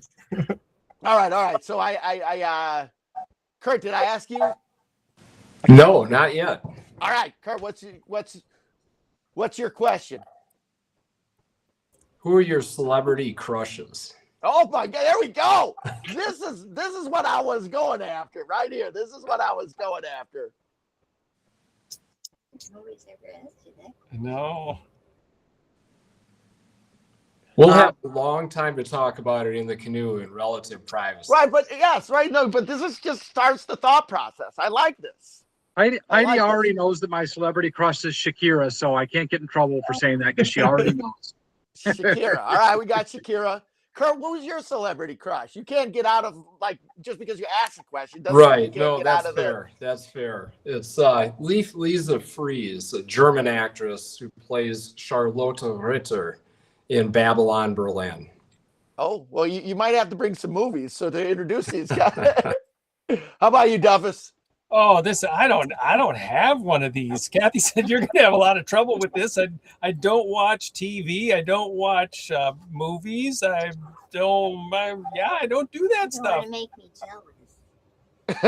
all Did you hear that? right. You sit next to your wife. We might give you a mulligan on this. How about you, Ladia? Celebrity Can I say crush? Can I say Okie Dokie Brothers again? That's fair. That's fair. All right, now I'm going to loop this back around. This is the last question for the night. Ladia, you get a question to ask the other guys here. Okay. What's one just completely irrational thing that you're afraid of? Oh, that's really good. I like this. Can you repeat the question, Ladia? Who's going to bring you A completely irrational thing that you are afraid of. Oh, wow. Like Indiana Jones scared of snakes. Right? Yeah. You have no fear. Irrational. Oh. I have an answer because my wife gave me one. All right, Duffus, throw it out She there. brings me coffee every morning in bed, and she said, "Nobody's going to bring you coffee." So I'm afraid of that. all right. It's really irrational. Yep. I'm irrationally afraid of circus peanuts. I mean, they're so disgusting, but they're not as bad as they are in my head, I think. Like the little marshmallow ones. Like Yeah, so disgusting. how about Peeps? Are Peeps disgusting? I can deal with Peeps before I can deal with circus peanuts. All right. Ladia, you don't get a chance to get out of the question just because you asked it. What's your irrational fear? Oh, wait, really? I have to answer too? You have to answer the question. Okay, I'm afraid of another butter, but not because I don't like it. It's because I like it too much. Oh, all right. Yeah. That's good. How about you, Kurt? Anesthesia. I've only ever had one operation, and I was a little freaked out about it. It ended up going okay, but I've been worried that when I'm a little bit high, and coming out of it, I might be inappropriate. Yeah. Yeah. All right. I get that. I get that. And I have to add mine. My biggest thing that's the fear is double-bladed paddles. Oh. I kid. All right. I'm with you, Wally. I'm with you. Well, on that, guys, thanks so much for sharing about this trip and allowing me to ask these questions and sharing with everybody in the Founders Club here. I really appreciate the fact that you're out here and wanting to spend time with everybody and talk about your trip, one. And then two, on behalf of you guys, and I'll give you guys a chance to talk yourself about this, but on behalf of the Missouri River Speed Record team, all of our Founders Club members that are here, we thank you so much for being such an integral part of this team and the base for everything that we're doing, not only financially, but beyond the finances, just knowing that there's this core group of people that are so behind this team and so behind their efforts. It means more than you know. So I appreciate that on behalf of the team, and I appreciate everybody being here as part of this presentation and the question and answering session. And it's really neat, really humbling, all of the great questions that were asked. I'm humbled that I'm a part of it, and thank you guys for allowing me to be a part of it. But from me, I'll let you guys have the last words on this, but thanks. Good luck. I know that there's a lot of things that are going to be ahead of you and a lot of things that you need to work out, but you guys are going to do it. You guys are an amazing group of individuals. I'm blessed to know all of you guys and call you guys friends, and it's going to be a great trip. And with that, I'm going to hand that off to, I'll stop talking. I'll hand that off to Scott. And Scott, you probably have a few words that you'd like to say on behalf of the team and on behalf of the Missouri River Speed Record. Well, first and foremost, I just can't thank you enough, Wally, for all of the ways in which you contributed to both the Mississippi and the Missouri River adventures. Your level of energy and enthusiasm for both projects is just been really fantastic. And, you know, it is true that Wally put the whole team on his back on multiple occasions going down the Mississippi. And, you know, I think that's going to be the case in the Missouri River in a different way. But just the fact that you were able to lead and bring so much energy to this, we're going to miss you in the boat, but we know you'll be with us on shore and in other ways. Wally's coming out with his mom to be on the support team, and it's going to be a boost of energy for us. Literally, Wally, it's going to be a boost of energy for us every time we see you and every time we hear your voice. So thank you for emceeing this tonight. The other thing I'll say is we had kind of allotted an hour and a half for this. And if anybody has to go, and this includes you, Wally, or anybody else, by all means, sign off. Fortunately, I can stick around a little bit, and I know Mindy can too, which is good because she's hosting this Google Meet. But if anybody has a burning question, we can take at least a few more questions. And Ladia, Kurt, and Mr. Scott Duffus, if you guys have anything else you want to say right now, by all means.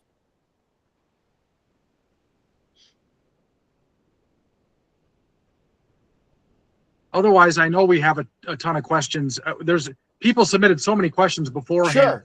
But people can unmute themselves and ask questions or put them in the chat, or we will wrap up shortly.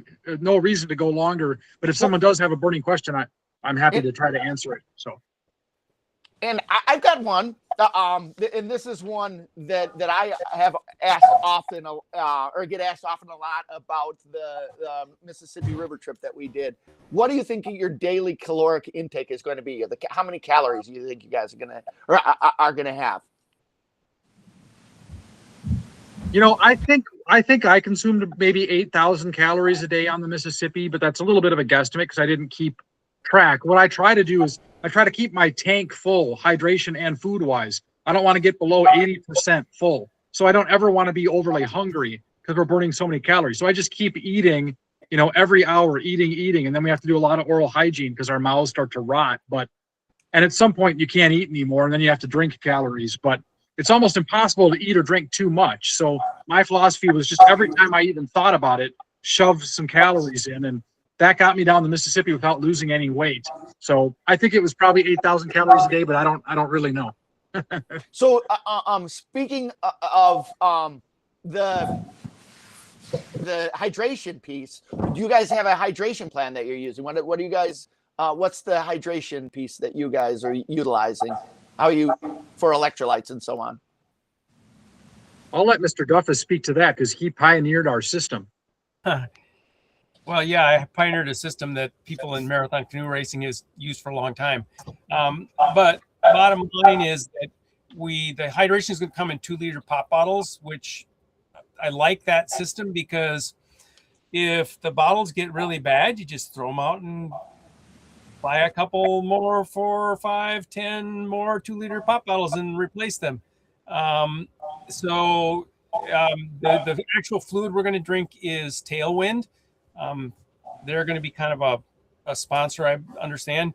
That's an electrolyte carbohydrate mix that, there'll be water available, but, and I'm guessing this might change over the time. For a pretty long period of time, I can just drink Tailwind probably until I get so many sores in my mouth that I can't do it anymore. And then I'll have to switch to something else. But so Tailwind is one. And then we have some other sort of, this was called hydration in the Mississippi Speed Record. Most of us are going to have some sort of a dry powder that can be mixed up.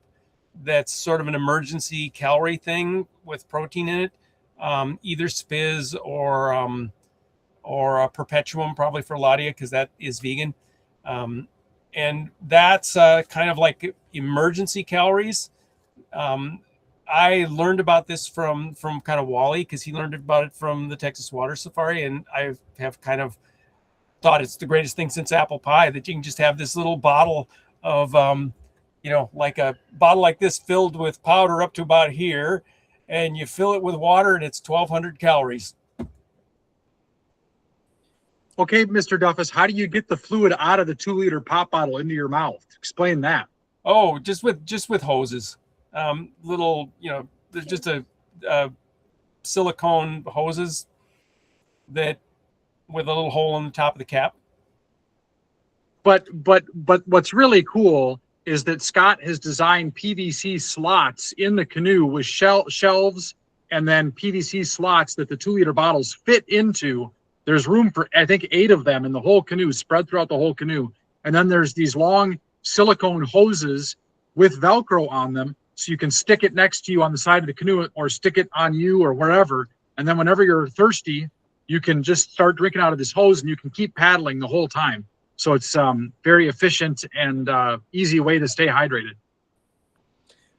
Cool. So Dan Faust asked a lot of questions here, and they're all really, really good questions. I don't know if he's still on here. I tried to ask some of them, but he's got some really good ones.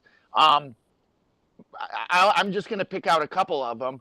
Let's see here. It's the safety boats. Will you guys have safety boats for the entire trip? Yes, because of Jim Guffey's mud boat that drafts just 10 inches, we will have a boat. He'll be with us in all the shallower sections, all the more difficult, smaller sections. And then the 2 big boats will be with us the rest of the time. So it could happen that we won't have one with us at some point, but by and large we will, which will mean that our social media guys should be able to get really cool footage, and the documentarians will be able to get good footage too from the safety boats. So that's kind of an added bonus. And is there going to be times when you have more than one safety boat? Yeah, on all the big reservoirs and on the last 800 miles of channelized river, we'll have both the Western Flyer and the Mobetta, which are pretty big. The Western Flyer is a cabin boat, and the Mobetta, I'm not sure how you describe that, but that's kind of a cabin boat too. They both have like galleys and bunks, and they're quite impressive vessels. I think there'll be 5 people on the Western Flyer, or up to 5 people, and the Mobetta can have 3 or 4. They're really impressive. Actually, Mike Cooper, who owns the Mobetta, he drives it all over the country, and he can sleep in it on shore or on the water. So it's kind of a cool thing. And the Mobetta was with us on the Mississippi, and then Scott Mansker is captaining the Western Flyer. He was with us on the Mississippi too, in a smaller boat. But we can have a bigger boat this time. So I think everybody's kind of excited about that. Okay.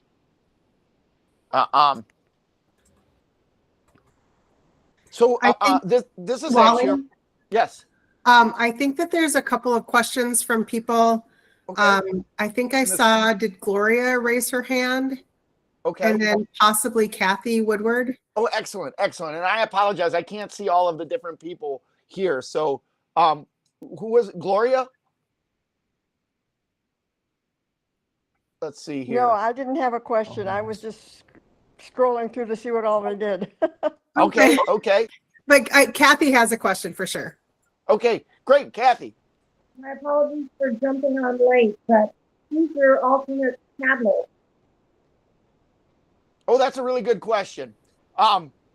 Who's the alternate paddler is the question.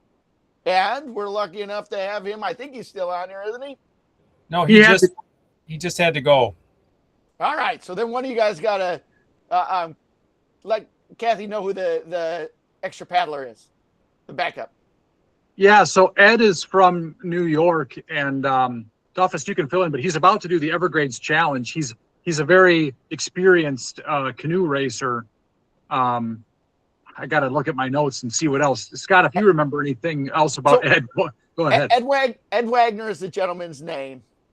Who's going to be doing it? Like Scott said, he is a very experienced racer. He at the very beginning, he had an opportunity to give a little background and bio about himself. But just speaking to what these guys said, the one thing that he was getting ready right around the corner to prepare for was a race called the Everglades Challenge, which starts in Tampa Bay and ends all the way down in Key Largo, Florida. So it's a 300-mile race. So he's got a lot of endurance, paddling chops and racing chops as well.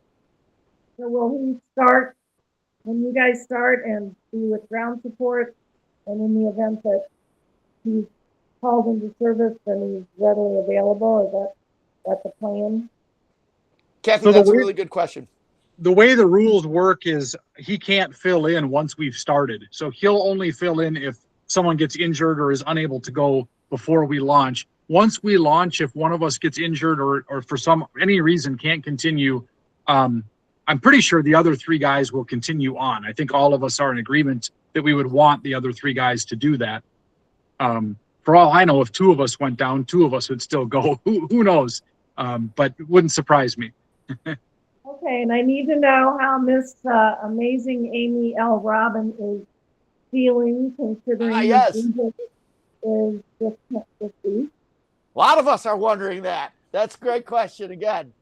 Amy's on here. I don't know if she can pop on real quick and answer that. What was the question? How you doing? Oh, I'm doing great. Very pregnant. Yeah, very.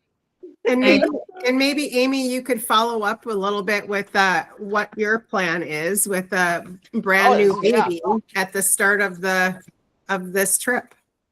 Yeah, so we're bringing little baby Meyer with us since this is our career and our full-time job. We have to figure it out one way or another.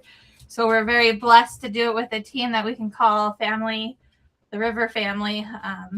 And we'll be actually bringing Grandma along with us. So she'll be baby sitter. And then Mr. Scott Mansker is very gracious in allowing us to use his RV. So PB Meyer can sleep somewhat comfortably other than sleeping out of a car like we normally do. So that would be great. Yeah, and then we're following the whole way.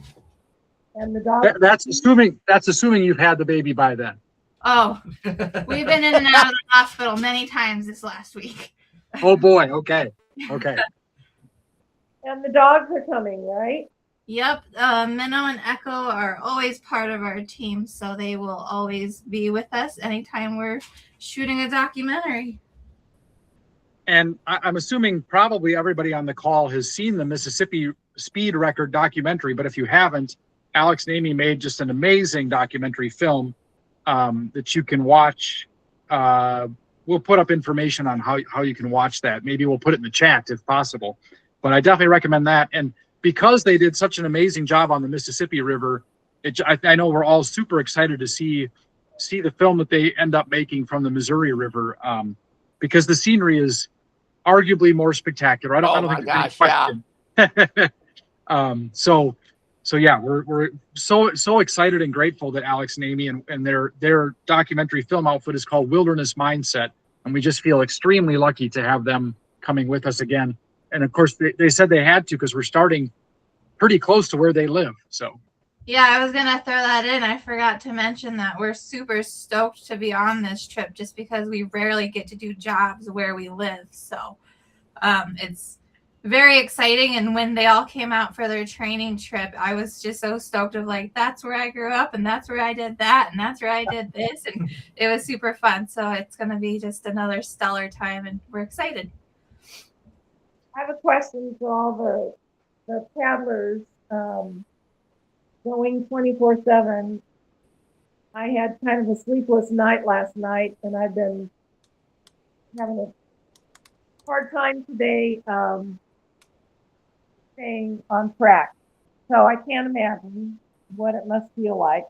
But Scott Duffus, you just drove to Florida. You said it was a 25-hour drive. Did you drive straight through as practice for your sleeplessness? Oh, we stopped at a rest area for an hour and a half, and then we drove some more, and we stopped for a couple hours after that. But other than that, we drove straight through. So in preparation for launching on the 23rd, do you try to go in as rested as possible, or you just go in tired and know you're going to be tired for the next 25, 30 days?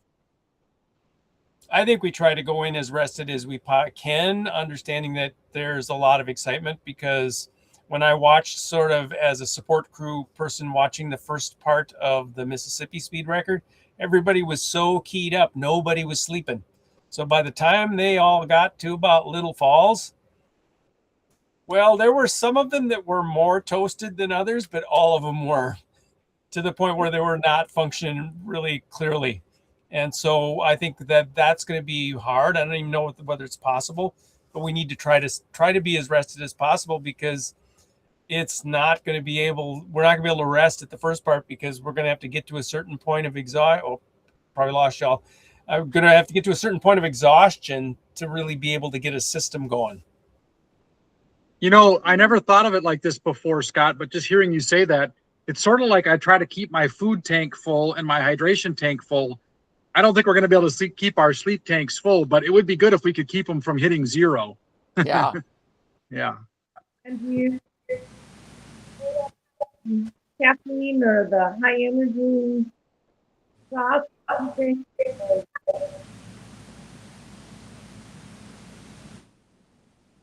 I think the question was about caffeine. In case you missed it, you did cut out a little bit. Like, do you guys use any of that to help? I think we probably each have a different way of addressing caffeine. I tend to save caffeine until I really need it, and then I actually take caffeine tablets. But what I know about them is that you got in.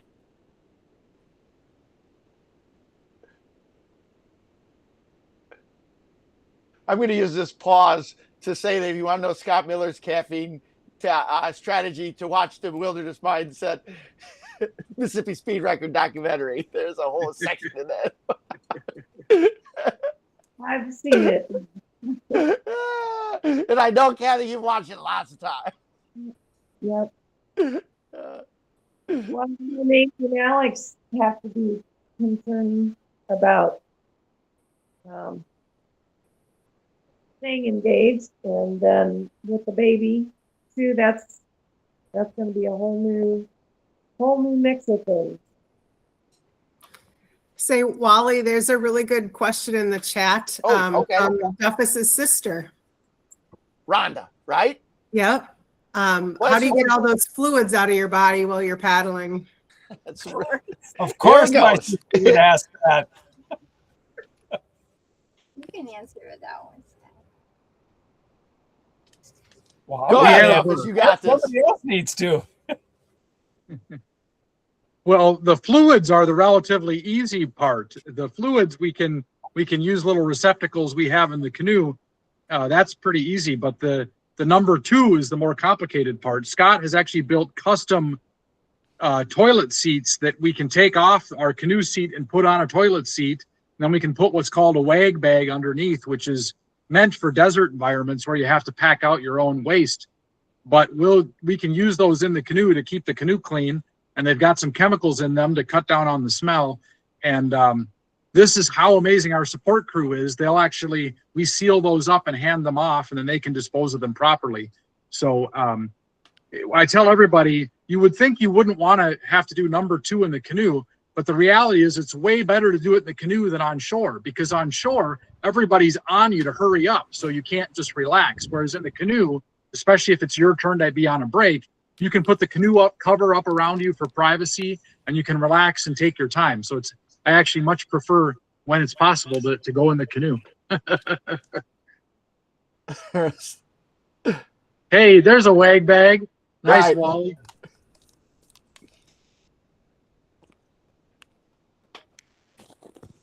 By the way, I've still got a bunch of those that we've got to somehow get to you guys so that you can practice that on your.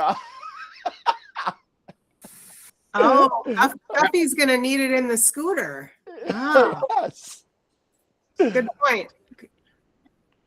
So I don't, yeah, like the sooner I can get those, I've been trying in my head to figure out a way to get them to you, but I've got those for. Well, if nothing else, Wally, when you come up for the races in June.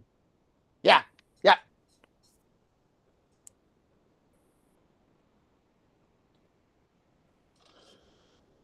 Anybody else have any questions? And thank you, Rhonda, for that question. Looks like Dan Faust has one about how often do you think that you'll be out of the canoe to stretch your legs? Yeah, I think approximately every 6 hours, approximately every 6 hours, I want to say, actually, no, it's every 8 hours. It's potentially as much as 8 hours. We're not usually, we usually go to shore at least every 8 hours so that the guys at the ends can go in the middle and the guys in the middle can go to the ends. Because if we're having one person down, that just works out well. So usually the longest that we're in the canoe is 8 hours at a time. And then we go to shore just briefly. Sometimes it's shorter than that. So it's usually either 4, 6, or 8 hours. And just to piggyback off of that, Dan had a question here that this is a really good question that probably come up on camping equipment, like your emergency equipment. Where are you guys going to keep that, and what exactly is that stuff? And actually, beyond emergency, like your camping gear, anything that you're going to need. Where are you guys going to store that? Where is that going to be? Go ahead, Kurt or Scott. Well, I'll let Scott talk about exactly where it goes, but we've been discussing the fact that we need some emergency insulation, and we're each going to have a dry bag in the canoe with us with insulated clothing. But then on top of that, we're going to have bivy sacks that we can use and a tarp in case we have to take shelter on shore and try to take cover to prevent hypothermia. Yeah, and where to put them? We want them in a place where we know where they're at. So I actually put access plates. This canoe has some pretty good sized flotation tanks in the bow and the stern. So there's a sealable access plate that can come off, and we can just stick that stuff in there and let it stay in there unless we need it, and hopefully won't. And per the rules of the records, are you guys allowed to store anything in the support boats that are with you?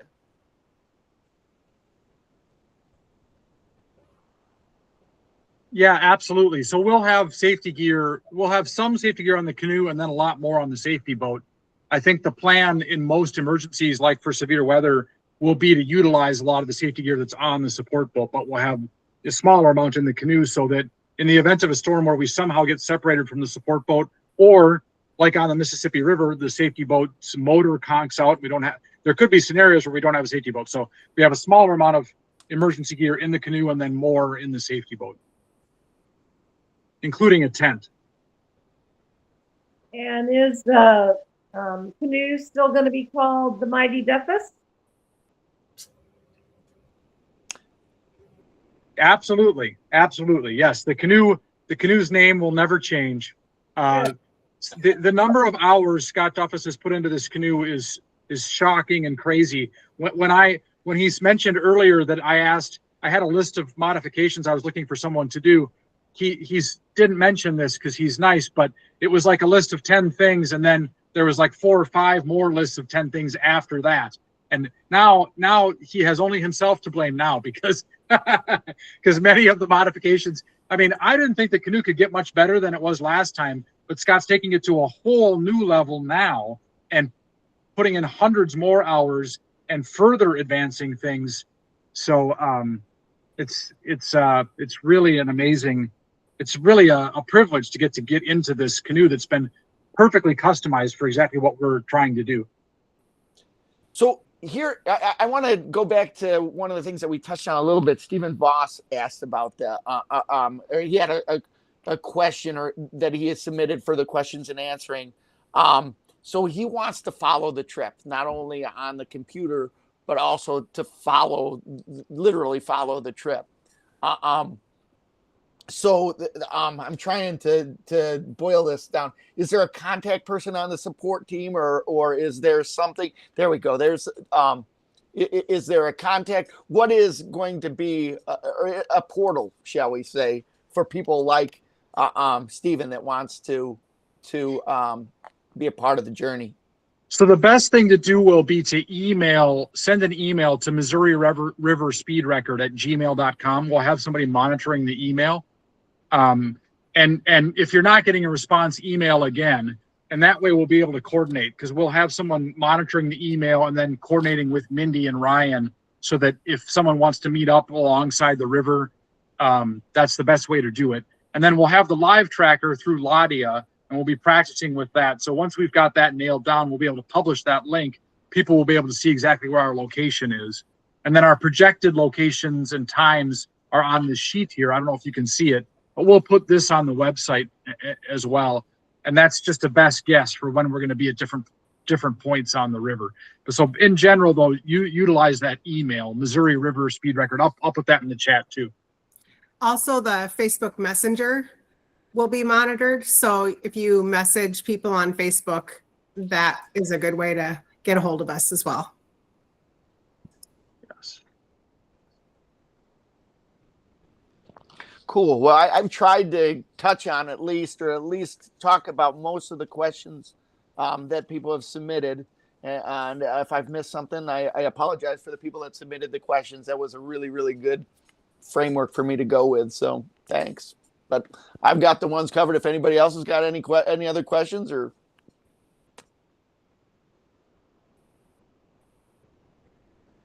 feel free to unmute and ask a question if you've got any. Otherwise, yeah, if there's not any more, we can wind this down. I don't know if we'll do something like this again before. We'll see, but you can always email us with any questions that way too. It looks like Mr. John Lyson. John, I just have to say, John and I share the forest fin heritage, which we would love to teach you about, but you can look it up on Wikipedia. We're pretty proud of it. And I've never met John, but there's a chance I'll get to meet him sometime soon. And he's been a wonderful Founders Club member. And I know he has a bunch of really good questions. So go ahead, John. Yeah, John, thanks. Oh, you got your mic's not on, John. Not yet. You might have to click your microphone, John Lyson. It's on the bottom of the screen over kind of on the left. You have to click that microphone so we can hear you. Yeah, you got it. Oh, shoot. Still muted.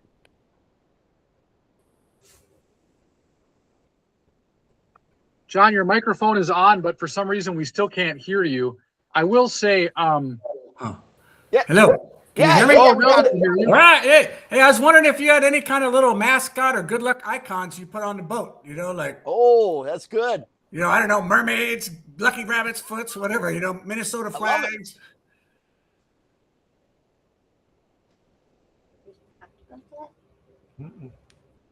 Yeah, that's a fantastic question, John. We don't right now, but I strongly suspect that something is going to arise organically when we're on our training trips this coming spring before we start. Yeah, that would be great. Yeah, I think you should have a mascot for sure.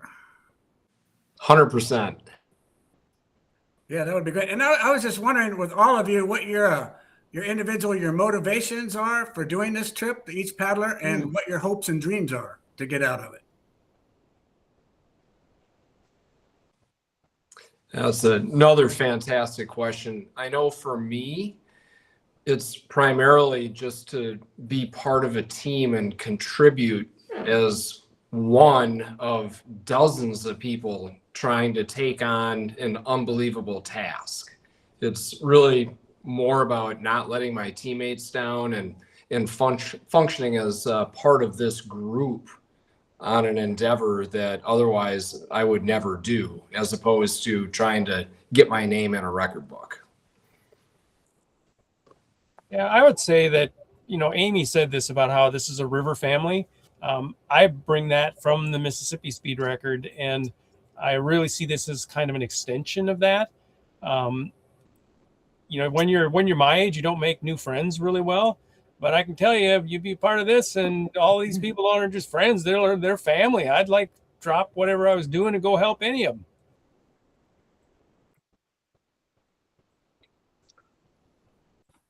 For me, I think it's the river. For me, just watching moving water, watching the river flow, there's something like really magical about it. I don't really know how to describe it. I think some people, if they hear a beautiful piece of music, they get excited and it like speaks to them. Or for some people, they look at a beautiful painting and it speaks to them. For me, that something is a river, and being on one for more than just a few hours, but maybe a day or two, it's amazing. And having a chance to be on a river for 20 something days, I just can't even imagine. Yeah, I'm excited. That's cool. And to be able to do an entire river, there's something magical about that. I agree with everything my teammates said. The thing that kind of encapsulates, I think, everything my teammates said, except for maybe the river part, is the idea of the Lord of the Rings, which is an epic adventure, but you've got your fellow hobbits and your fellow creatures with you, and you've got a shared goal that you're working towards together, and you've got incredible scenery that's ever changing. I think it's the closest I'll ever get to being in my own Lord of the Rings movie or Lord of the Rings book. And that was certainly the true on the Mississippi. And I think it'll be even more so on the Missouri, because as we're going through the spectacular gates of the mountains, which is these sheer vertical cliffs, I don't know if they're 800 or 1,000 feet high. And then as we go through the Missouri Breaks sections with all the white cliffs and the weird rock formations, it's 150 miles of wilderness. And then when we get to the vast reservoirs, all of that just kind of makes my heart sing, just to be able to paddle through it and experience it. And then even the way the sunlight and the moonlight changes, and the way the wind and the temperatures change, and to see the sun come up and to see the sun go down, and to be out there in the environment, pretty cool. Yeah, that's great. The one other thing I wanted to mention was I grew up in Missouri, right on the Missouri River by Cooper's Landing, where you got Mike Cooper, you said, on the river. So I mean, that's just imagine. I grew up all around there, hiking all the bluffs and the river and boating and hiking. I know that area very well. And I know you'll get a very big welcome if by any way you can stop by there on the way. I know you have Jeff City on your list, but Cooper's Landing's a pretty cool spot. And they're redoing their whole store and everything right now. So they should have a brand new facility built by the time you get there. Well, and it's just crazy because Mike Cooper is on our support crew, and I can't remember his connection to Cooper's Landing, but I think he started it. He built it and started. I think he sold it. Now I know the new owner used to own a rock club, Richard King in Columbia, and he's rebuilding the whole store with a big deck and everything. They have live music. I got a friend of mine says sound man there, lots of musicians, campground, easy access. So it'd be a really cool stop if you could stop through there. People will be looking for you. Absolutely. But anyway, thank you so much. I wish you all the best of luck. This has just been a really informative thing for me, and I really appreciate it. Thanks so much for coming. Yep. Thank you. how did you come to terms with picking your start date? Oh, well, that's a great question, Kathy. I think we would ideally go in late May or early June, ideally. But I run the Minnesota Paddling Opener the second weekend of June, and we get a few hundred paddlers out on the Mississippi River. So I have to be here for that. So that's why we're starting about a week after that wraps up. But there are some secondary benefits to waiting until later June. It'll be a little warmer, which can be nice, although it might be awfully hot at times. But for our support crew, some of whom are teachers, especially like Mindy and her husband both work in the education system, it would be much harder and probably impossible for them to join us if we were starting in late May or early June. So it turns out that it just works out really well to start on June 23rd. Okay. Also, there's this is kind of contrary to how things work in the Mississippi. The Missouri is somewhat dependent upon when the water comes out of the mountains, which is in June typically. It's not like it works in lower land around us. Yeah, it's crazy to think about that most of the water in the river, even when it's in Missouri or in Kansas, has come thousands of miles from the mountains. You know, there's not that many tributaries, and one of the biggest ones, the Yellowstone, is also coming from the mountains. So you've got the wet mountains, and then you've got relatively arid land for, 1,000 miles all the way to the Mississippi River. So it's kind of an amazing thing, and so different than the Mississippi. We'll cross, at some point as we get closer to the South Dakota, Iowa area, we'll cross from the more arid lands into more wetter areas with deciduous trees, and that will be an interesting transition to paddle through. But it's kind of fun to not just have spectacular scenery, but also have kind of totally different biomes, totally different environments.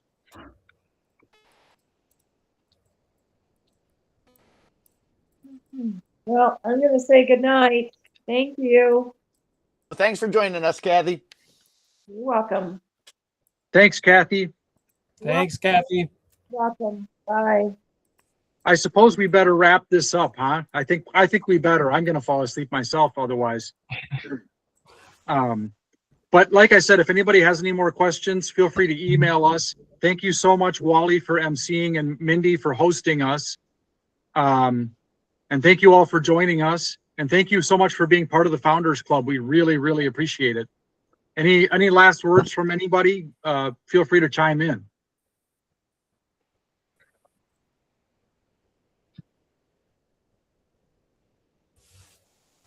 All right, I think we're good. Good night, everyone. Good night. Good night. Thank you. Good night. Good night, Anita. Good night, Anita. Good night. Love you. Love you, Mom. Love you. Love you too, Anita. Good night. Good night.